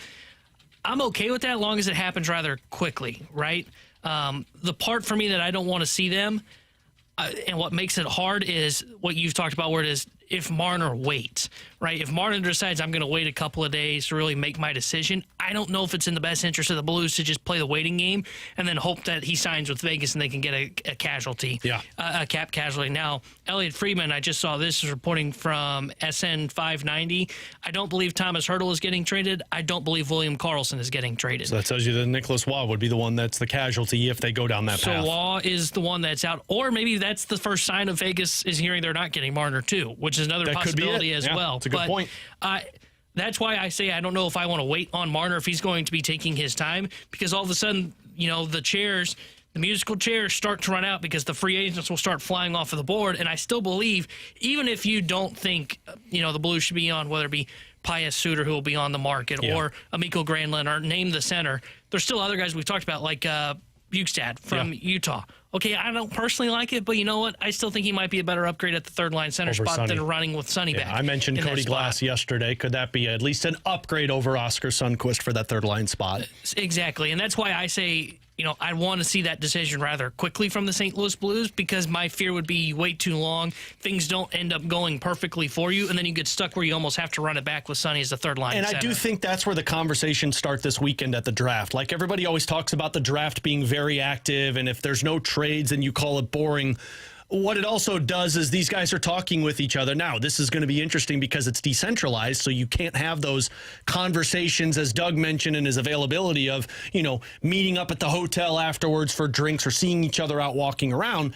But if you don't have those conversations, you start to find out, okay, this team is saying this guy might be available, but we won't know until we know what this player is going to do, because I know LeBron put the piece out earlier today talking about the making sure nobody's tampering with the free agents, blah, blah, blah. So there is a little bit of work that gets done over this weekend where maybe Doug Armstrong starts to get active, and that's when you have your answer if there's any moves on July 1st or July 2nd. But, all of this kind of surrounds that if Vegas isn't the team, if the Islanders aren't the team, if you can't go find the centerman that you want on the free agent market. Man, to what Tim Taylor said, you don't want to rush a guy, but I wonder if their best bet is just to have a guy like Dalibor Dvorsky continue to grow and work out some of those details at the NHL level, maybe at the wing with the Sundqvist and moving forward.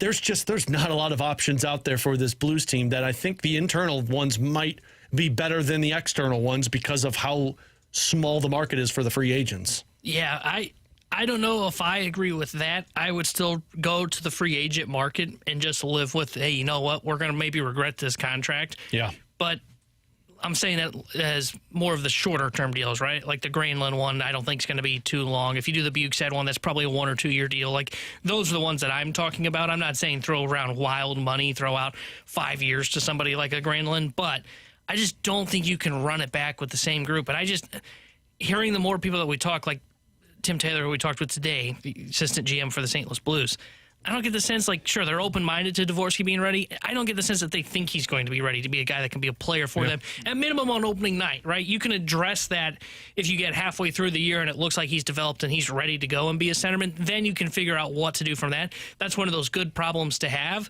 But right now, I don't think they can run this back. I'm not convinced they're going to get Faksa back based on what it sounds like. So I think you have to make a move externally. And again, I think it's got to be done sooner rather than later, so you don't be the team that's the one that's standing there going, well, wait, where's all the chairs? Sorry, everybody sat in the chairs, and now you're just stuck by running this thing back. This is going to be a very fascinating offseason, and I go back to what Curbs told us. Doug Armstrong's just not a guy that stands pat.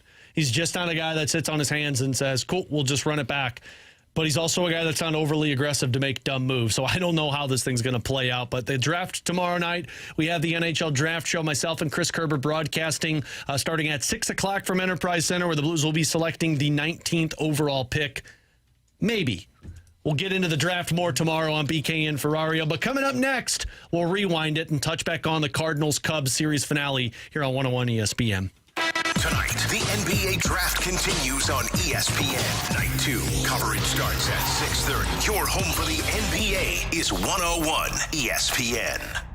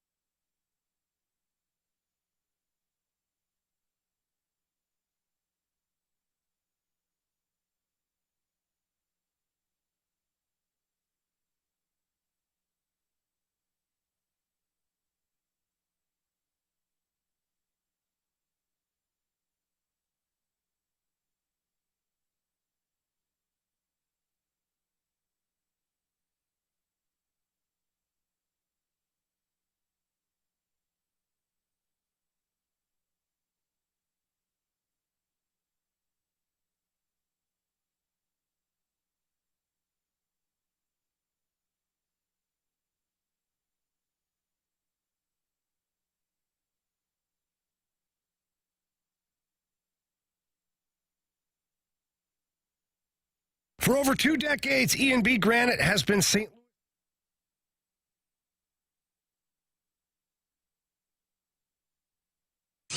We're right back to more of it. It's BK and Ferrario on 101 ESPN.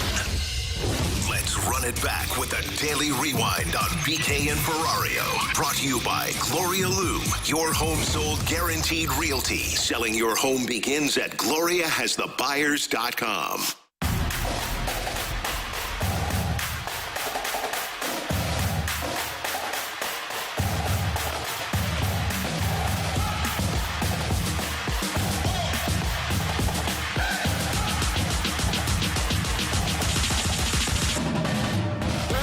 Up here on BK and Ferrario. No BK today or tomorrow. He was dealing with a sick kiddo today. Had a scheduled day off tomorrow, so BK will be back with us on Monday. But Tanner Hendrickson, and appreciate Bradford Bruns coming out of the bullpen for us in a dire need after we found out BK wasn't available for the show today last night. So appreciate him helping us out as always. We'd appreciate if you guys head over to our YouTube channel at 101 ESPN STL after the show today to go check out today's show if you missed anything from our conversations. We talked plenty of cards. We talked a little Blues, the NHL with the draft tomorrow night, and we talked it over with Tim Taylor, Assistant General Manager of the St. Louis Blues. And you can go check that out afterwards on our YouTube channel at 101 ESPN STL, which is brought to you by the Schaefer Door Company. Also, while you're over there, be sure to check out the most recent episode of the Redbird Report podcast. Tanner and BK sat down with Rob Serfolio, assistant GM for the Cardinals. A lot of assistant GM stuff we're getting lately. Today was development day. Today was development day. Guys on BK and Yesterday Ferrario. we had Mo on, so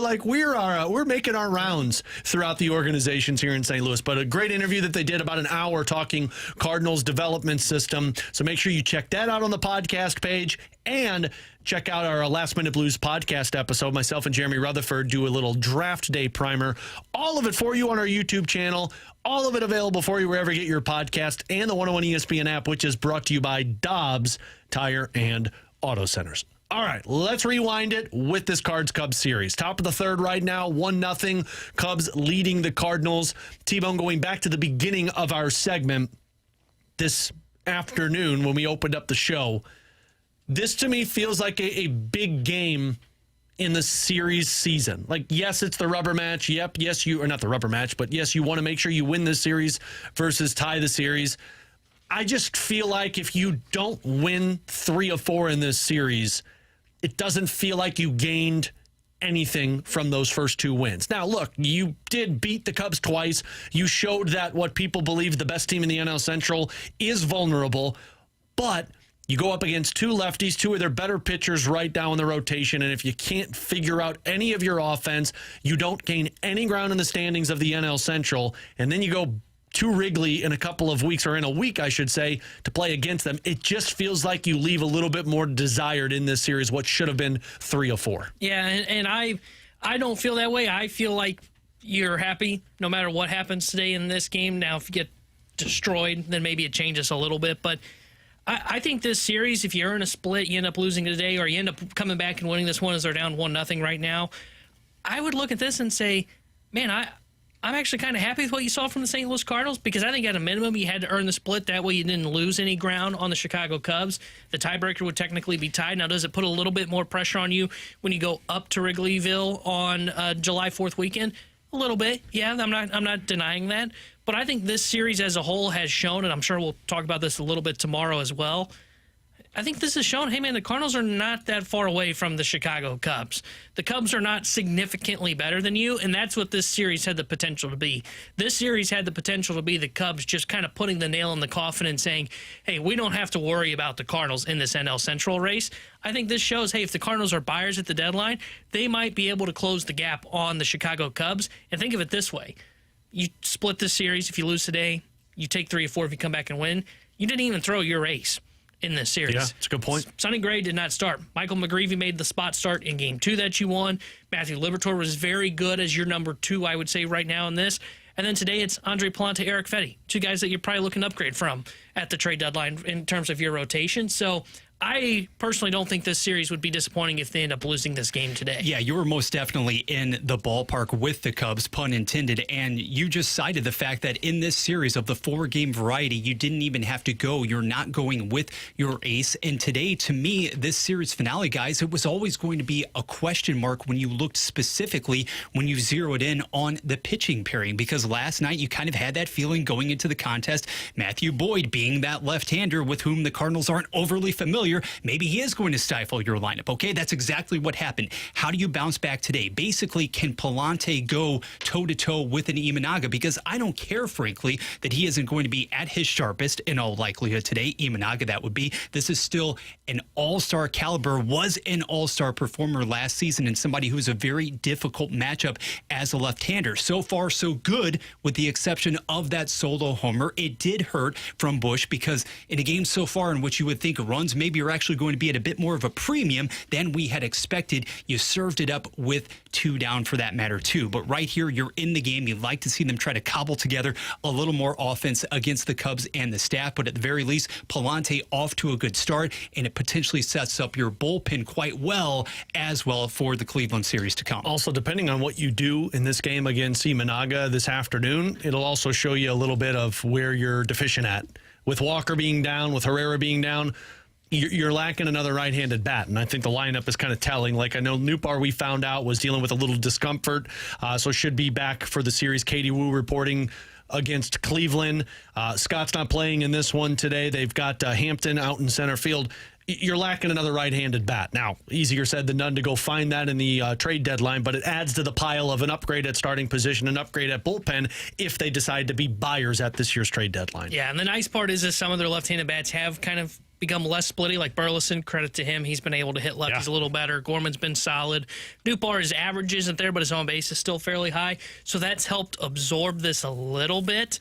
But yeah, you're right. I mean, I think it's become clear they need a right-handed bat. I think they were hoping Walker would be that guy.